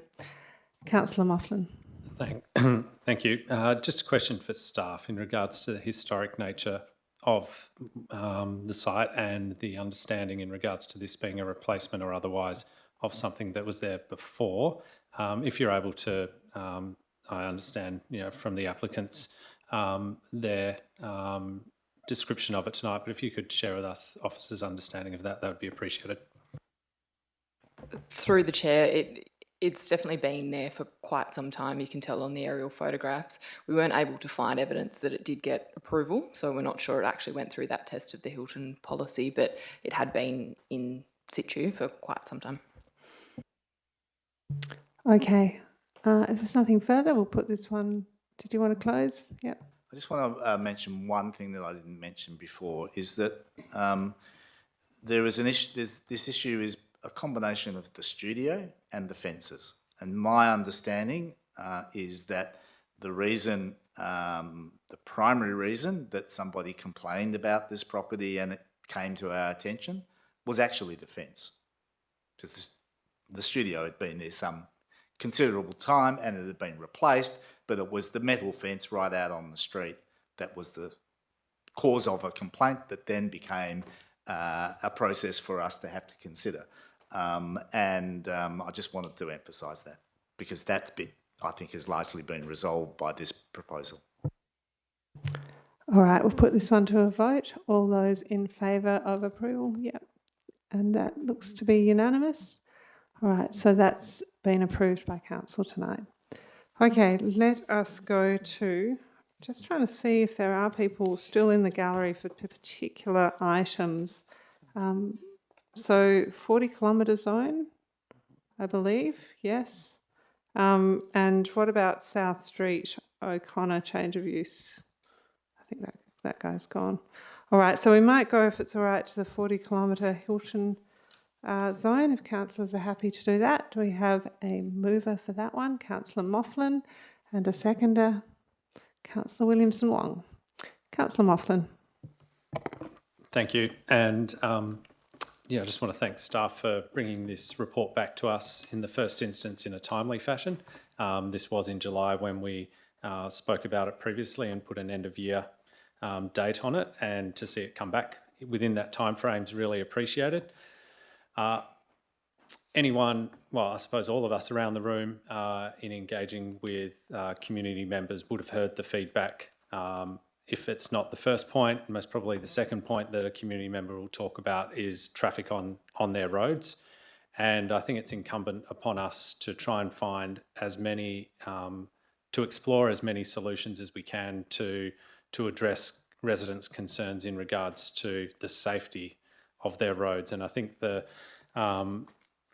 option of undertaking a 40 kilometre an hour trial in Hilton is really encouraging, and I look forward to us engaging with our community about the trial, the purpose of it, and encouraging community members to alter their habits to meet that requirement, and to actively engage in providing feedback around the outcomes of the trial, because we can go along for 12 months, do a trial, and if we've had poor engagement or a lack of consideration for road design and areas where we might do some additional work, we'll be in a position where we're no better informed about whether this is something that we would like to implement in an ongoing fashion.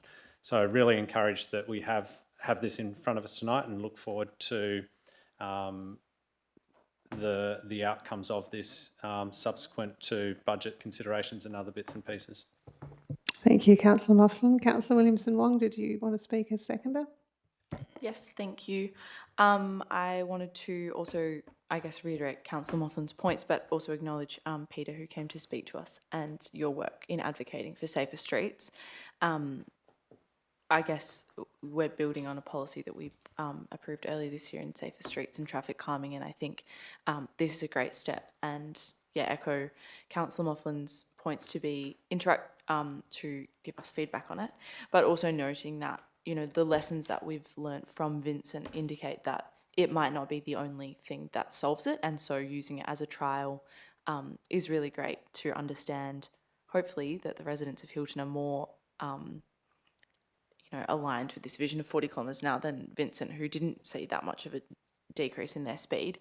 And also, I guess, hopefully we can deliver some other safer street mechanisms throughout places like Beaconsfield, Curedale, and these other streets that we know about.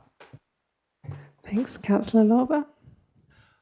Yeah, I just want to express my support for this, and also thank Councillor Williamson-Wong for reminding me how we got here today, because I couldn't remember if it was a nom or an amendment that Councillor Moughlin had put forward all that time ago. But I wanted to really thank Councillor Moughlin for doing so, because his advocacy for this and putting that before us has got us to where we are today. So thank you for starting us on this journey, and looking forward to seeing where it goes from here. Thank you. Councillor Thompson. Just a bit of history, Madam Mayor. This will be the second trial we've done. We did a trial about 20 years ago in North Fremantle for the area west of Stirling Highway.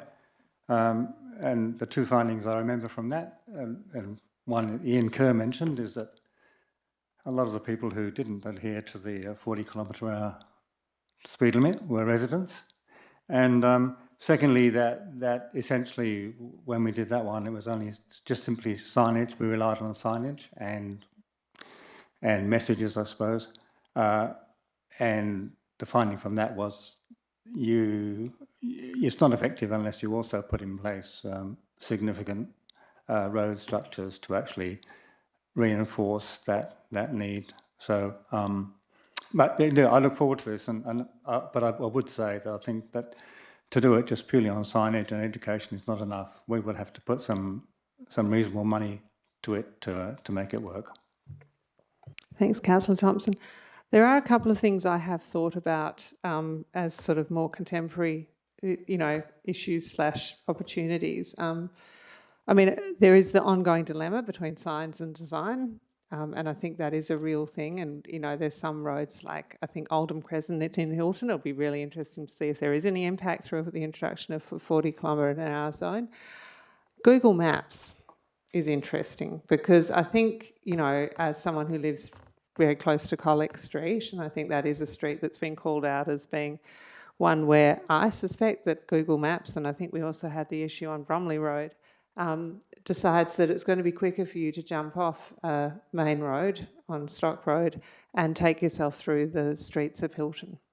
I think the change to 40 kilometres should also change Google Maps analytics in this, is my hope, and perhaps they will say if you have to drive at 40, it is better for you to stay on Stock Road.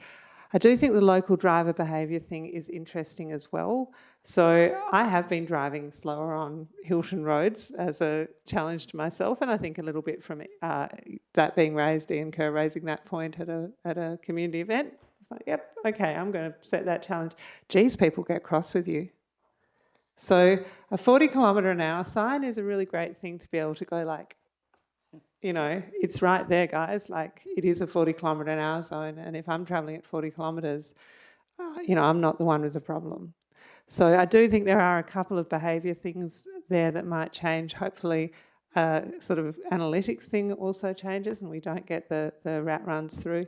I do still suspect there's going to be room for some of those very difficult streets, like Oldham Crescent, where we're going to have to be looking at design elements as well to complement a 40 kilometre/hour zone. So, Yeah, it'll be a really interesting trial. It'll be good to get some data. I would just note it does require funding in the budget, so this is not something that will start tomorrow, but if people do want to start driving slower tomorrow, I think we fully encourage that. Councillor Van Dawson?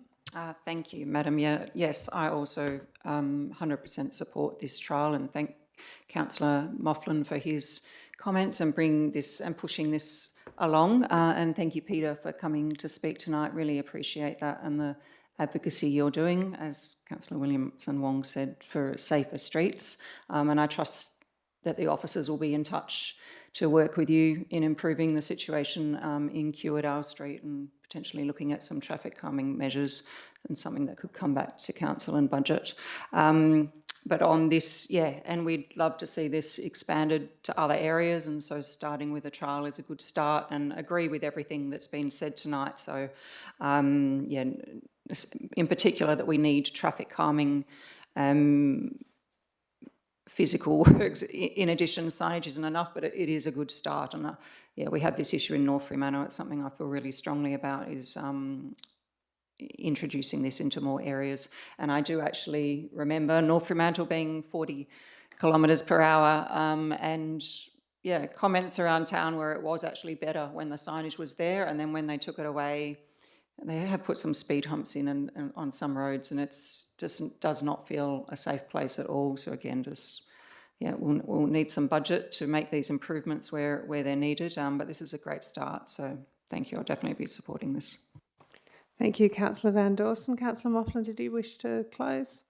All right, so I'll put this one to a vote. All those in favour? And that's unanimous. Good stuff. Okay, we might go back to the beginning of the agenda. In fact, what I might do, I assume item 1 we do need to deal with. I might just get a show of the other items, which ones people intend to speak on. So I'm going to read them out. Just let me know if you intend to speak on them. The C12-4 Stirling Street. No. The Planning Information Report.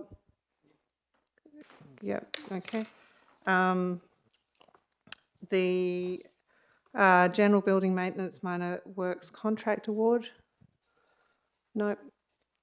The Working Group Information Reports. Yep, okay. And of the audit reports, I note that the second audit report has been withdrawn, I think, due to a change in applicants or withdrawal. Yep, on item 1, so we could do 2. Yep, I know. 2, 3, 5, and 6. Would everyone be happy with that? And 7 and 8. Sorry? 2 is the withdrawn one. 1. Okay, so 1, 3, 5, 6, 7, and 8 we could do en bloc. Oh. Yes, okay. That's why I didn't have 1 in. That's good. Okay. Sorry, Frank. All right, and then we've got the nom. So I'm proposing that we move en bloc C24124 Stirling Street, 24126, General Building Maintenance, ARMC 2, 2 is withdrawn, 3, 5, 6, 7 and 8. Do I have a mover for those? Councillor Sullivan, seconded by Councillor Thompson. All those in favour? And that's unanimous. There's some good stuff in those reports. Everyone should read them. Okay. Let me just catch myself up. Okay, so we might quickly then go back to the beginning of the agenda. So this is South Street number 1/364. We've got an officer recommendation and we've got an alternative recommendation. Does someone wish to move one or the other of those? Yeah, councillor Lorber? Yeah, can I move the alternative recommendation? Sure. We have a seconder for that one, councillor Thompson. All right, over to you. Oh, great.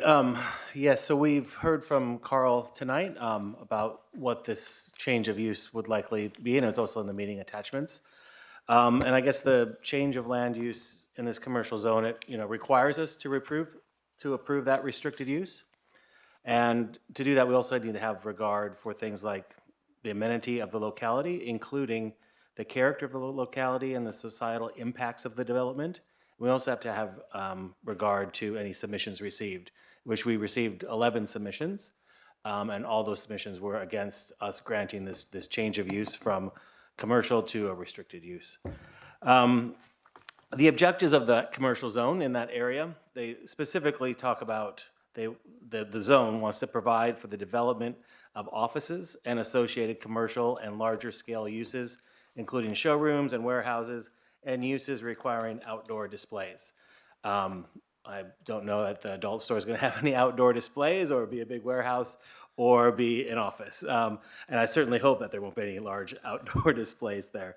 But the other thing to approve the change of use, we have to ensure that the development won't have a detrimental impact to the amenity of the adjoining owners or the residential properties in the locality.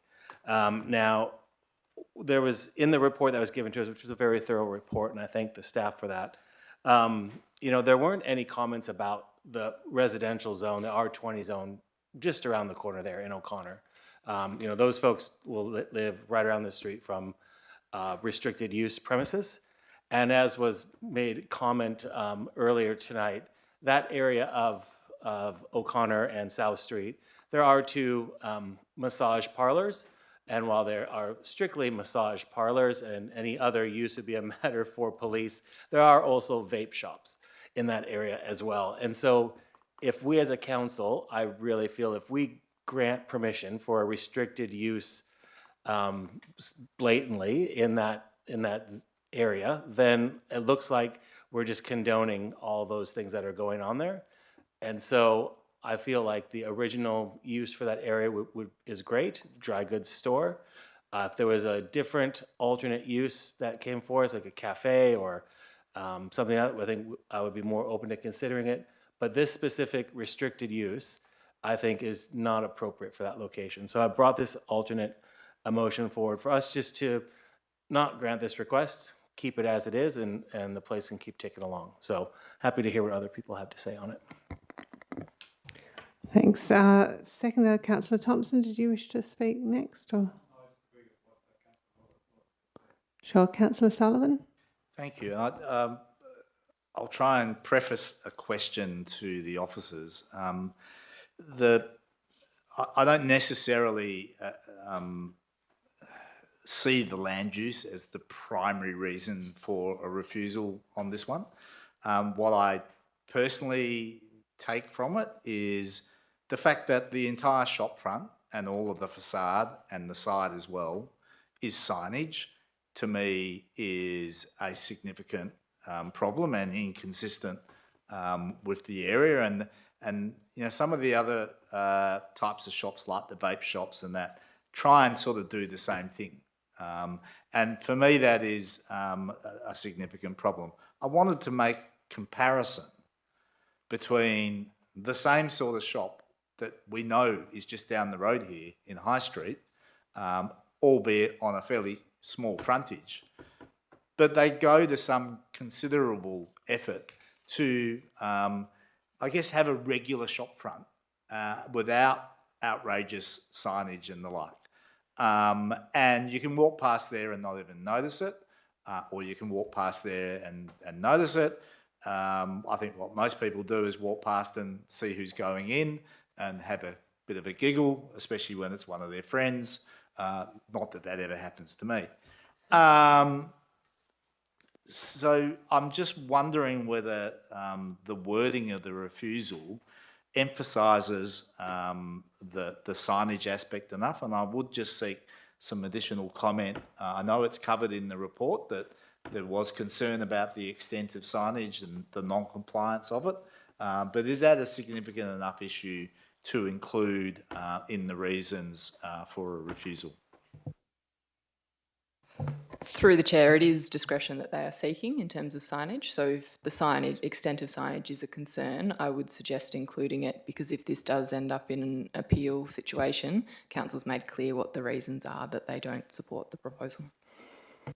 Perhaps I could ask the officer to draft a minor amendment if that's acceptable, or it might be something that the mover wants to include as well. Yeah, Councillor Lawver, are you happy to look at including some words to that extent in the alternative motion? Yeah, I'm happy because the signage is part of the detrimental impact to the amenity of the area. So if we want to call that out specifically, I'm more than happy to include it. So we might just give officers a moment to do some drafting on that. I might speak now. Councillor Sullivan's probably articulated one of my main concerns, which is, you know, I sort of was like, I wasn't super worried about this till I saw the pictures, and I was, oh, you know, like it is quite confronting. I mean, Hilton residents already have driven their kids past the adult shop, We Buy Adults, on Carrington Street, and had to explain that to their kids plenty of times. But even in that case, it is a single sign. It doesn't sort of, you know, I think Red Rooster gets a heck of a lot more prominence along that strip than but this sort of feels like it's got the Red Rooster level of branding, and really does stand out in the streetscape. So, yeah, I mean, I think if it had come with a slightly different look and feel, you know, a fairly consistent amount of signage with all the other premises around it, I think, you know, I don't have any great judgment. If people want to shop in these shops, they can do it, you know, in person or online. But the way that it stands out in the streetscape is the main problem for me. So I'm more likely to support this if it does have that note about the signage. So there is a draft note there. Perhaps if I can go back to Councillor Sullivan and then Councillor Lawver and see what you think about 3 on the screen now. No, it's not that? Oh, still working on it. Apologies. I can see it, therefore it exists. Councillors, does anyone else want to speak on this item while we work this one up? Councillor Williamson-Wong? Thank you. I seem to have a different view, but one that I feel I've come to through a kind of legal lens, thinking about if this went to an appeal, because the planning system is very clear that our role as decision makers is not to make moral judgments.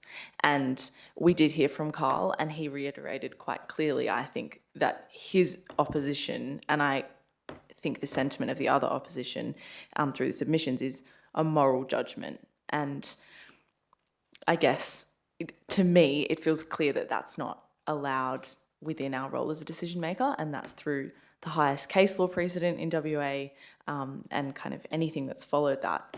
And then if we look at the amenity, I mean, I think it's also clear that amenity is really about a planning consideration, traffic, overshadowing, noise, things like this. It is the character of the area. And I understand the kind of position on the signage. But again, I think if you do look at the images, which I'm looking in the meeting attachments on pages 5 and 6, so I'm welcome to someone to oppose this, it's replacing the fridge shop signage that exists there. It's not increasing in size.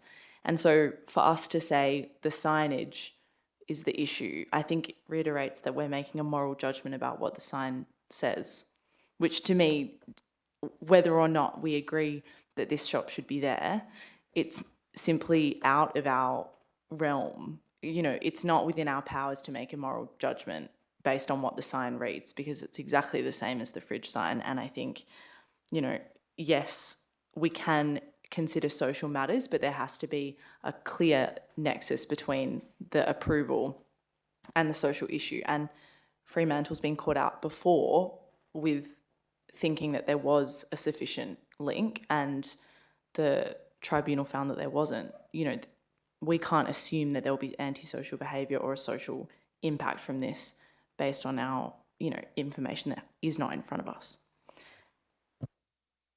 Thank you, Councillor Williamson-Wong. Councillor Van Dawson? Thank you, Madam Mayor, and thank you, Councillor Wong. Absolutely, yeah, absolutely all true. Yeah, this one coming into council, I was inclined to support it, and based on the land use itself, I don't have an objection, just seconding everything Mayor Fitzharding has said, and also what Andrew said. But I agree. I do think, whilst it's not a moral judgment, what our decision is in the realms of is the impact on amenity, and it is the look and the feel of the place. The big R, I don't know. For me, I came into it thinking I wouldn't object to it, just on the land use itself. I don't, but I do find it a bit confronting. And does it? Yeah, and I'm sort of comfortable with this one going to the SAT, and I mean, and potentially through mediation, they could change the signage. I mean, another option open to us is to defer it and ask them to change the signage. I don't know, but I think there's probably a lot of councillors here that may actually not support the use being restricted in that location. But personally, for me, it is the look of the place. I think they could do a little more to consider the residential neighbours. And anyway, seconding what everyone else has said, really, though. Thank you. Thank you, Councillor Van Dawson. Okay, where are we at? Do we want to have a look at the amendment that's on the screen now? So, Councillor Sullivan, does that capture your intention? I would be happy to move that with just some slight additional words, which would be after it says, in relation to the extent of the signage proposed, add in, including the translucent treatment of all windows. Yeah. And perhaps the visual amenity rather than visual clutter at the end. Agree. Sorry about that. Yeah. So I'm just changing the last word from clutter to amenity. Or could say, actually, probably a visual clutter and amenity would be better. Yep. So I'm happy to move that if there's a seconder. Yep. We can either move it as an amendment, or the mover of the alternative motion can just agree to include it, which might be a quicker way. If that's all right with everyone? Yep. Okay, so Councillor Law was happy to include that. The seconder for this was Councillor Thompson. He appears to also be happy with that. All right, so it's now been included. All right, yep. Okay, it's minor, so, and it's come out of the report. Okay, Councillor Sullivan, does that deal with that then? Yes, thank you. Good, okay. Do we have any further speakers on this one? Okay, so I will put it to a vote. All those in, oh no, Councillor Lorber, did you want to close? You're okay. Sorry, I just want to say that, part of the objective of this commercial zone, and it shall be done, is to provide for the development of offices and the associated commercial spaces with offices. I personally, if this does go to SAT, who knows, they may decide not to take it. It'll be in their court if this is approved. I just wanted, if they play back the tape, to say that I don't think that this use is consistent with the development of the commercial zone as stated. So just put it to there, but I think the amendment improves the alternate recommendations significantly. So thank you, Councillor Sullivan. All right, thank you. Let's put this one to a vote. All those in favour of the refusal? And so that's Councillors Thompson, Van Dawson, Sullivan, Lang, Fitzharding, Lorber, Kamada, Moughlin and Graham. And against, Councillors Archibald and Williamson Wong. So that's carried. Okay. Councillor Sullivan, your microphone is on. It's confusing me.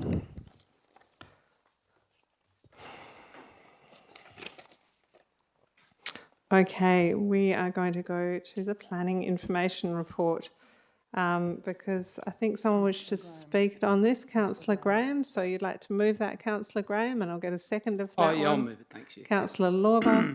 Councillor Graham. Oh, look, it's just a comment, Madam Mayor. It's not to change anything. It's just a comment on 19 Essex Street.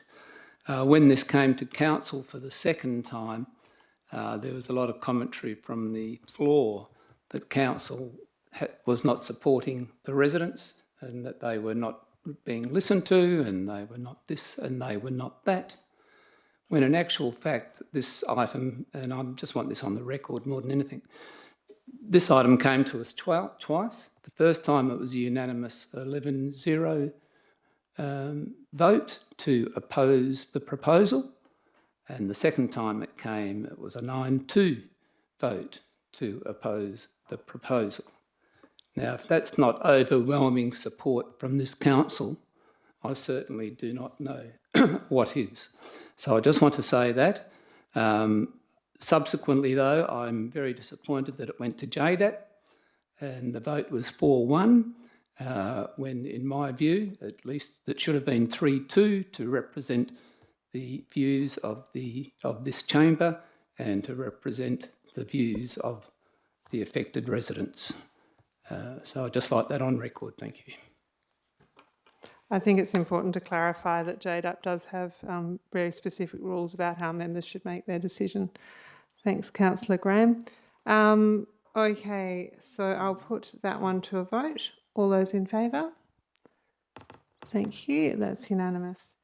We'll go to the working group information report.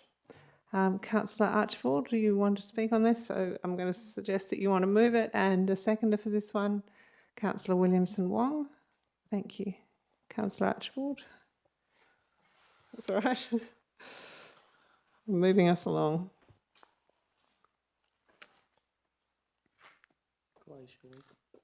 I did write some notes and now I can't even think where I put them. But anyway, I just wanted to make a couple of comments because this has been in the media in over 3 weeks of the Herald, not every single week, but over the last couple of months. And the Towards 2029 working group is definitely going to be working with all parts of our community in a very inclusive way to make sure that the whole story of May 1829 is talked about, and the impacts that this phase had on our city and how that's been carried forward and how we live with it today will all be discussed in that group. The reason that we've started slowly is because, number one, we still have 4 years to go, but we also wanted to just work very carefully to make sure that we included particularly the Indigenous elders of our community here, and we did only meet with them very recently, and we have now invited 2 elders to join our group. And who they will be is up to them. They will nominate and they will become part of that group. We will also be working with other people on the more European aspects of 2029 as well. So I just wanted to put that on the record that we are not shutting anybody out from this discussion.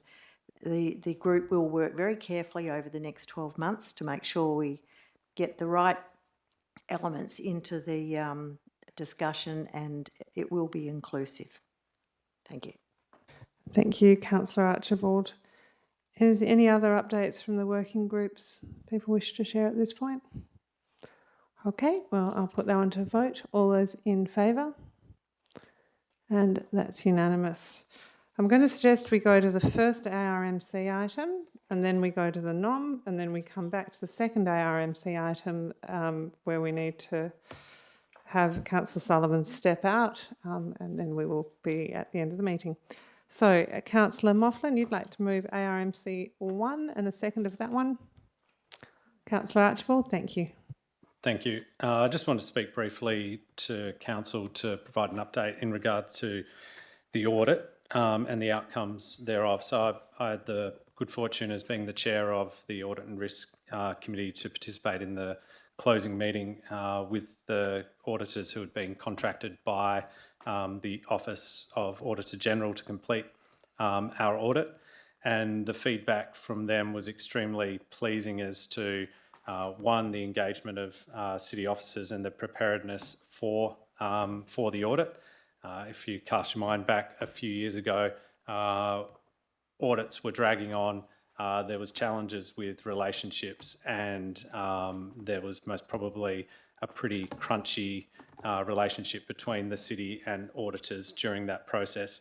Pleased to say the feedback is that it's a really seamless process now, and I suppose the takeaway that I had, and this was direct from the Office of the Auditor General, the feedback was that the audit outcome, an unqualified audit report, and the progress that we've made over time is a great outcome. So I think we should be really proud of the work that staff do in terms of managing our finances and ensuring that they are in good shape and that we have accurate and correct data for us to make decisions with. Thank you, Councillor Mofflin. I think we all agree that it's a very good outcome. And we'll put this one to a vote if there are no further speakers. All those in favour? And that is unanimous. All right, so we'll go to the NOM now, the notice of motion. Councillor Mofflin. So you'd like to move that? And seconded by Councillor Williamson-Wong. Over to you to open. Thank you. So at last council meeting, whilst we were in the middle of the 16 days of activism against gender-based violence, I spoke in elected member communication and suggested that I would pursue this a little bit further. And it's something that has been important, and I've had a number of conversations over the last 12 months about trying to understand the best way in which the city is contributing to and addressing the challenges faced by our community in regards to violence against women. So in the first instance, I want to thank staff for their comprehensive comments in response to the notice of motion and the feedback around that. One of the key elements of the 16 days is about raising awareness, and anyone who was paying attention over the last 16 days to any media, the stories that were shared were extremely compelling. And as I mentioned in elected member communication, the stories that were shared also by the Legal Centre with their display, which they put on every year, acknowledging and commemorating the victims of family and domestic violence in Australia, provided a voice for those who no longer have one. And I have made it a point of mine to ensure that, apart from last year when I didn't go, to go and read those stories. And as much as I tried to, I can't get through all those stories. They're such confronting stories, and stories which are so filled with brutality and senselessness, and I find it too hard to read through those. So it's an extremely confronting situation. But the reason I brought this item to council particularly is because I believe we've got a responsibility to act in regards to this. Local government, we being the government closest to our people, have a role to address the issues which are important and impacting our community. And the Legal Centre presentations, as outlined by officers in the officers' comment, certainly shows how important this is to our community. Presentations in regards to family and domestic violence and housing are the two most important items, and the impact from those who are, the impact on those who experience family and domestic violence means that they are more and more likely to have greater issues as well. The other point that is really important to me is to actually talk to the leadership role of local government, and particularly whilst the Legal Centre addresses and supports those victims of family and domestic violence, I would love to see in the future that the activity of the Legal Centre is switched the other way, and that we're hugely focused on prevention the presentations in regards to family and domestic violence have dropped off significantly. We're not in a community or a society at the moment where that's the case, and I would like us to consider how, as a council, and appreciate the work again that staff have done to consider the programs and activity that we can undertake and consider as part of our budget processes to ensure that we're contributing to that prevention.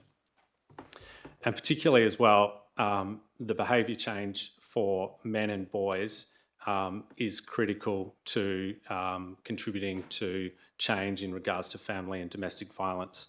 It's the conversations and the norms that we might accept as men, which enable and normalise violence against women. And we have so many touch points in our community, whether it's the sporting clubs, whether it's other locations, whether it's how we police our streets with our community safety, where we can consider how we might be able to address some of those views which contribute to gender-based violence. The Legal Centre, as part of their plans going forward, are very much looking forward, as one of their strategic pillars is part of that community engagement and looking to change those views. And it's often, I suppose, a forgotten part of our council is that we contribute significantly to the Fremantle Legal Centre and the role that they play to support our community. And I most probably didn't realise the value of that until most recently, and I would like to think that this motion before us tonight provides support and acknowledgement of that work, and also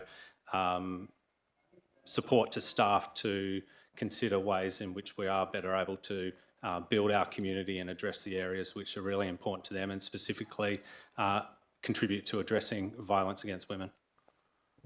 Thank you, Councillor Mofflin. Councillor Williamson-Wong has seconded. Did you wish to speak now? Cool. All right.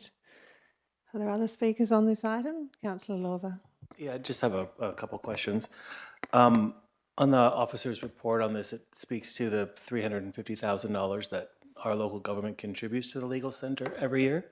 And I'm just wondering, I remember an IEM a while back, or maybe I forget when it was exactly, but it was said that there weren't very many local governments that actually fund legal centres in the way that we do. So I was wondering if we could get some comments from staff about other local governments and what their financial commitment are to centres like that, if we have information on that. And then I'll have another question as well. Okay, I'll go to the Director, Creative Arts and Community on the Legal Centre question. Thank you. Through the Chair, I believe we are the only local government that funds this particular type of community legal centre model. Thank you. And my other question, and that's really good, I think that's, I guess, how forward thinking we are as a community, having done that for so long and providing such substantial support already. And in the officer's report, it speaks about some of the possible programs that were discussed at a meeting. One was the Homelessness A0 program and the Library Connect, and the other was an academic study. But I was just wondering how those programs fit in with the targeting of men and boys specifically, and if that is what comes back to us. I mean, those programs don't target by gender; they accept everybody. We're not going to turn people away. Am I correct in assuming that?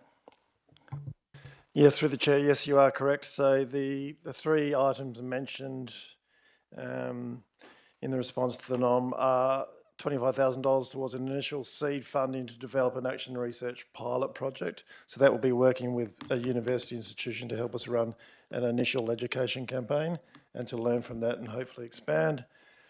Contribution towards the A to Z program, which would, yes, target all genders. But we know that homelessness is a result of and also linked into family domestic violence issues. And $30,000 towards an expansion of the Library Connect program, which we'd like to see either run over 7 days out of the library or perhaps in other community centres that the city owns. And we're seeing more presentations through that program for domestic violence. If I can ask a follow-on question, just in relation to that first item that you mentioned there, which there's the preventative program. If we are to support this NOM tonight, and there's point 3 in there that states understands the engagement of men and boys is critical, will that inform, I guess, the direction of that particular program around who it is designed for? Yeah, through the chair, yes, it would. And to be frank, I think that's a given in terms of our education programs working in this area. Thank you. Councillors. Thank you.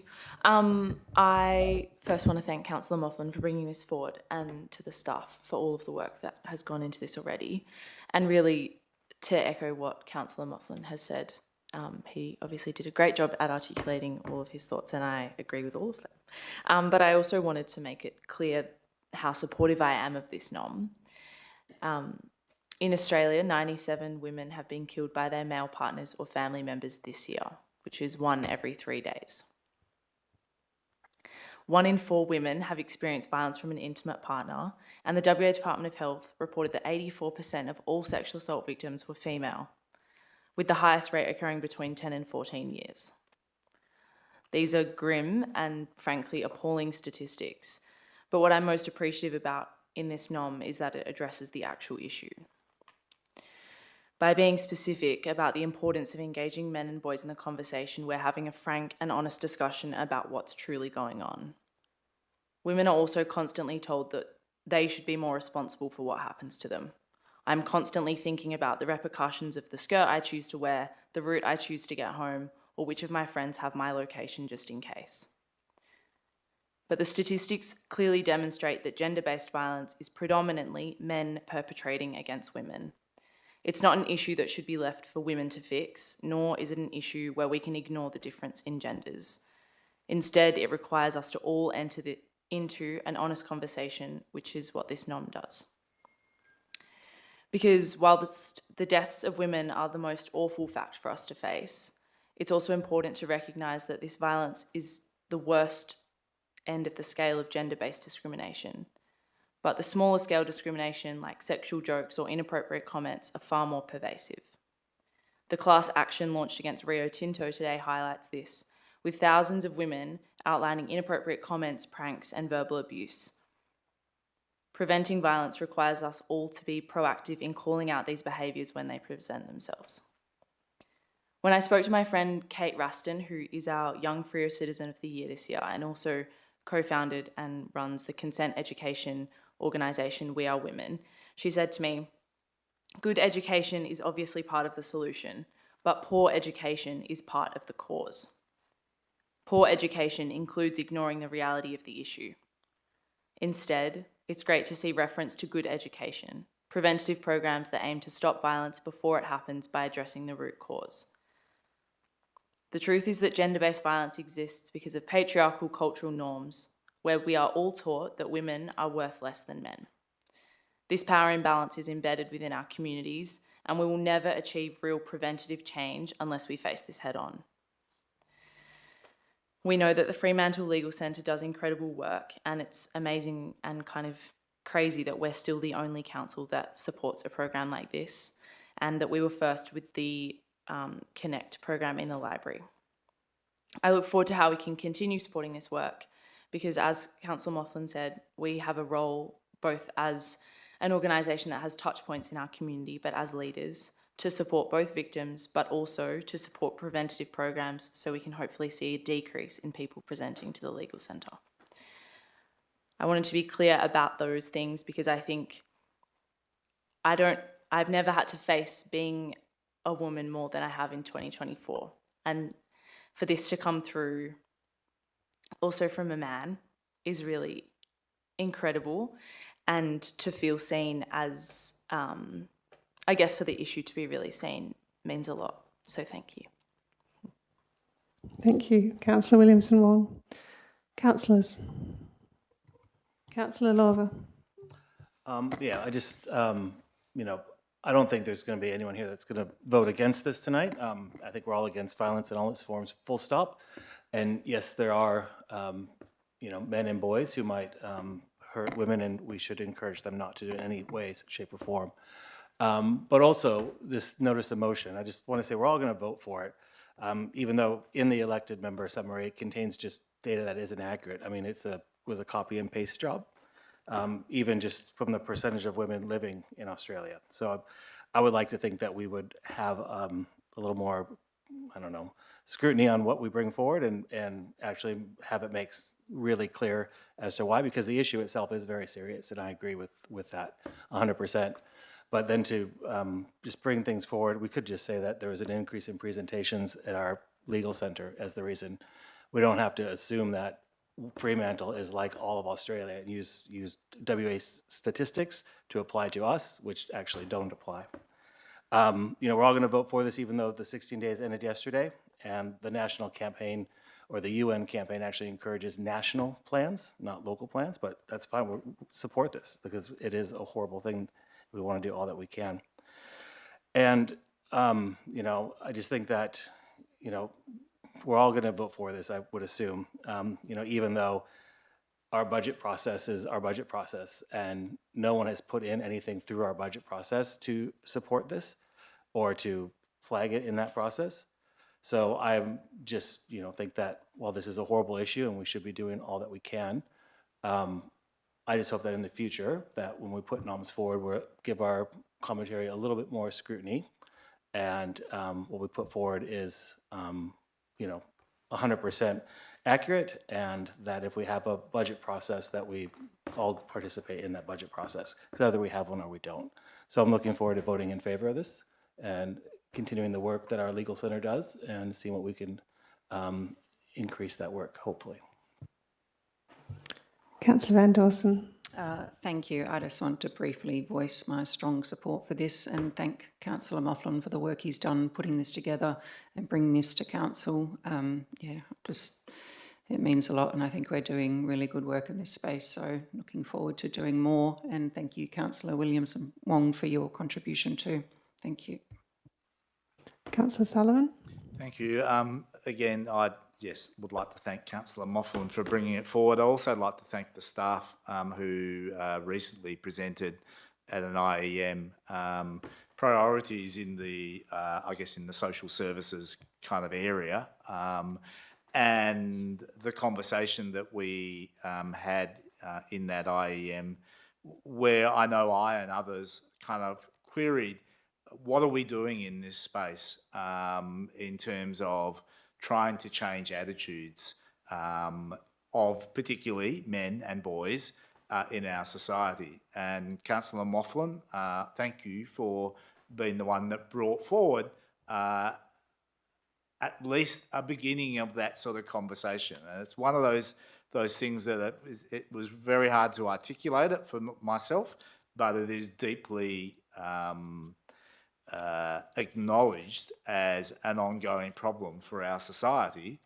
So I say that as a man, and I say that as someone that grew up as a boy in a private school environment, for example. And it's just an example where the objectification of women was horrific, where the notion that men were more important than women was basically drummed into you as a society. And what I most recently saw in the United States elections was a return of young men believing that their machismo, that their place in society was somehow being taken away from them by the Me Too movement, by women's rights movements, by the raising, the removal of so many of the societal elements that had put glass ceilings in for women and the like. And there was this rebellion, if you like, against that. And we have, a president-elect of the United States who, in my opinion, actually is the epitome of all the things that are wrong with men, who, just can be in that position. So it's important.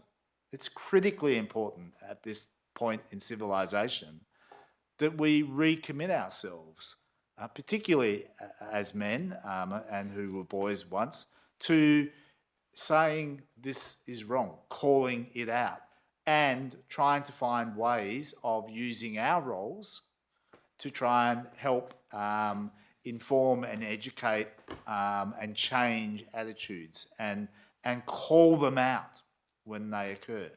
And that's what this is about, in my view.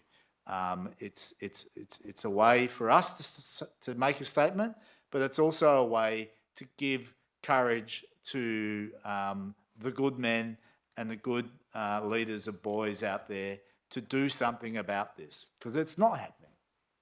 It's clear that it's not happening well enough, and it's clear from my perspective. I only need to look at what was happening at Rottnest on the weekend to know that culture in our society is not changing the way it needs to change. It's in some ways getting worse. And unless that culture changes, we don't get to fix the problem of domestic violence against women. We don't get to fix the objectification of women. We don't get to fix the inequality that exists in our society. So thank you, Councillor Mofflin, for bringing this forward.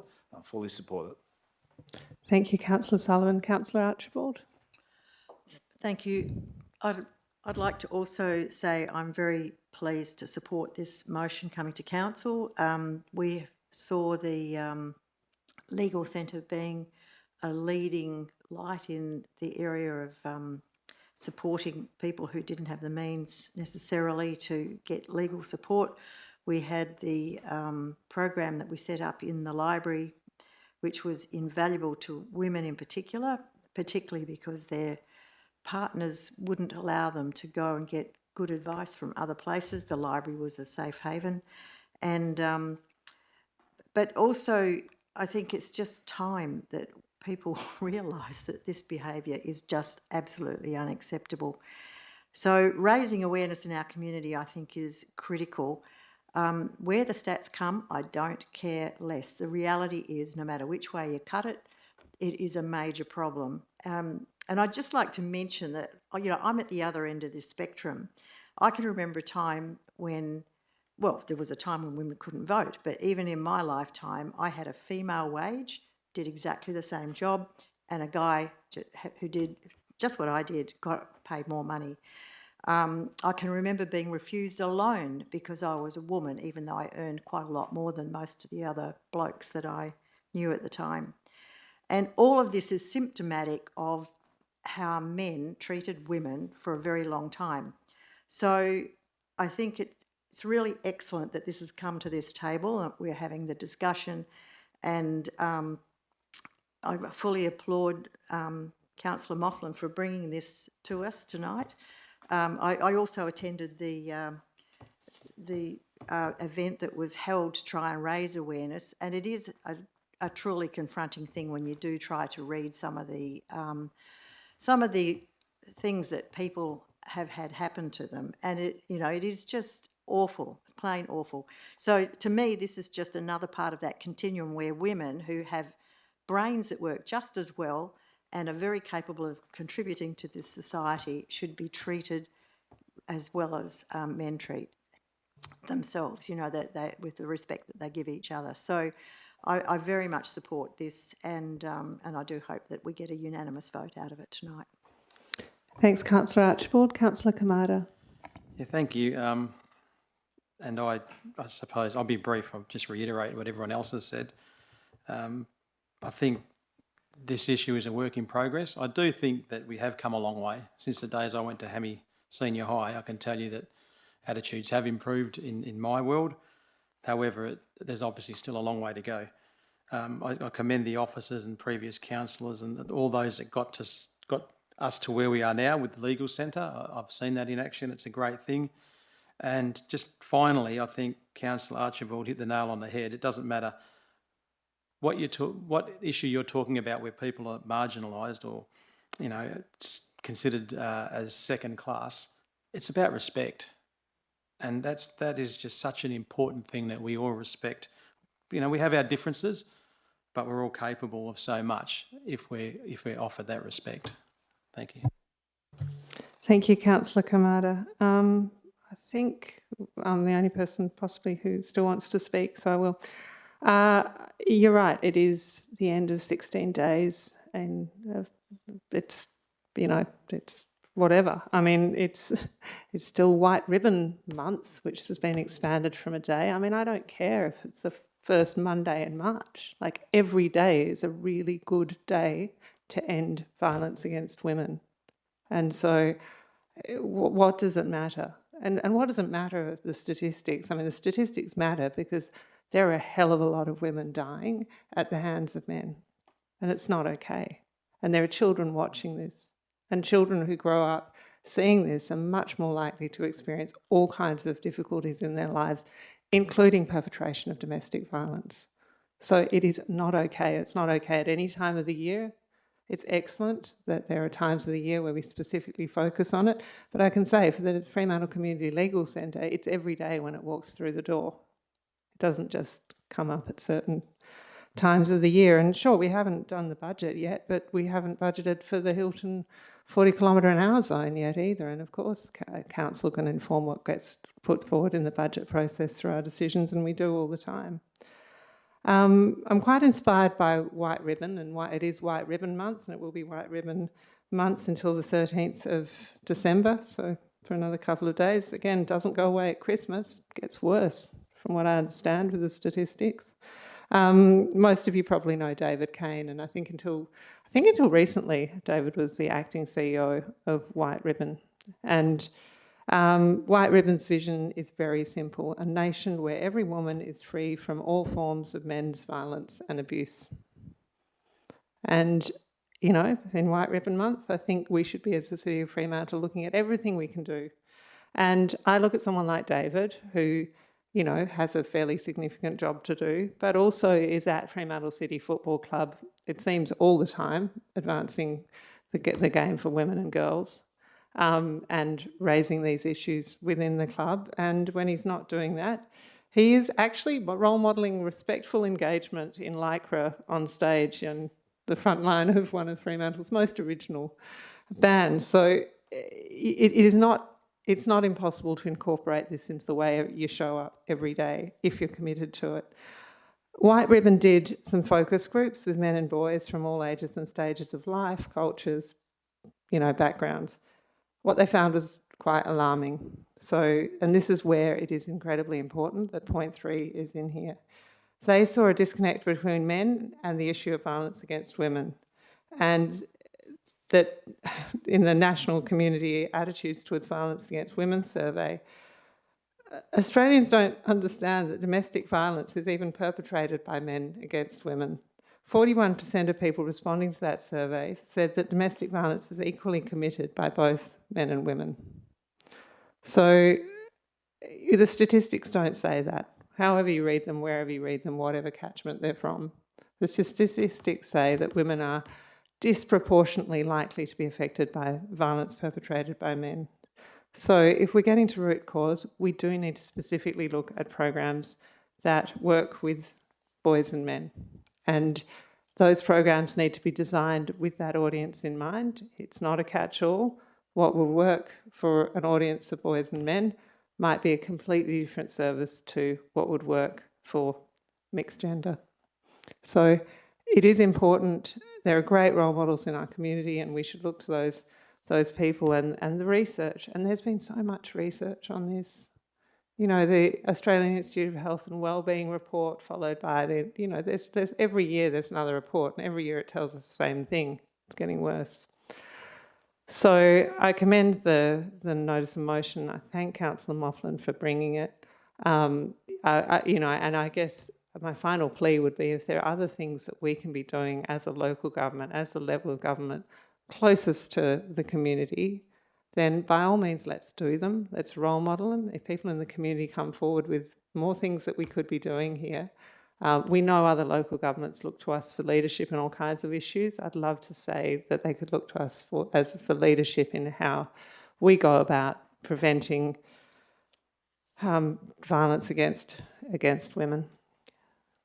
Councillor Mofflin, did you want to close?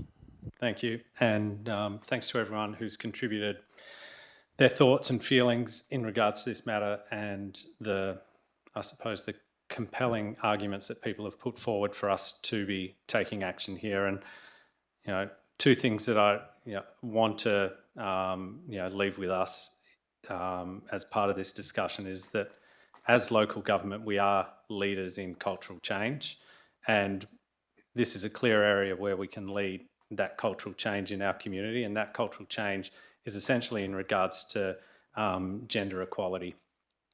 And whilst addressing the views in regards to men and boys, that element of gender equality is so critical, and Councillor Archibald spoke to it, for that belief and understanding of equality between people makes that significant difference to the respect that is shown and the behaviours that people carry.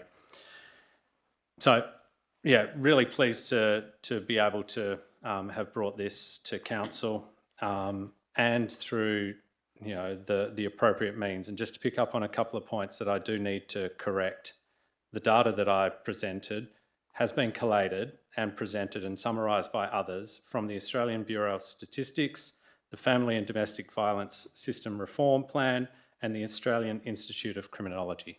They weren't plucked from thin air and put onto a page. I didn't do the research. I'm not an expert. I didn't go complete the surveys. I didn't collect the data, but I used reputable sources.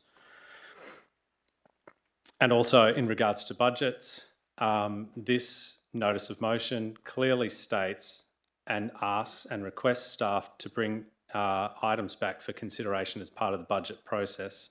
And this was included in the notice of motion because I wanted it to be known publicly, the activity that we had been going through with staff, where they did come and present to us a month or so ago about ways in which they're looking to address some of these issues. So I wanted it to be known publicly that our council is considering these items and will be considering this as part of budget.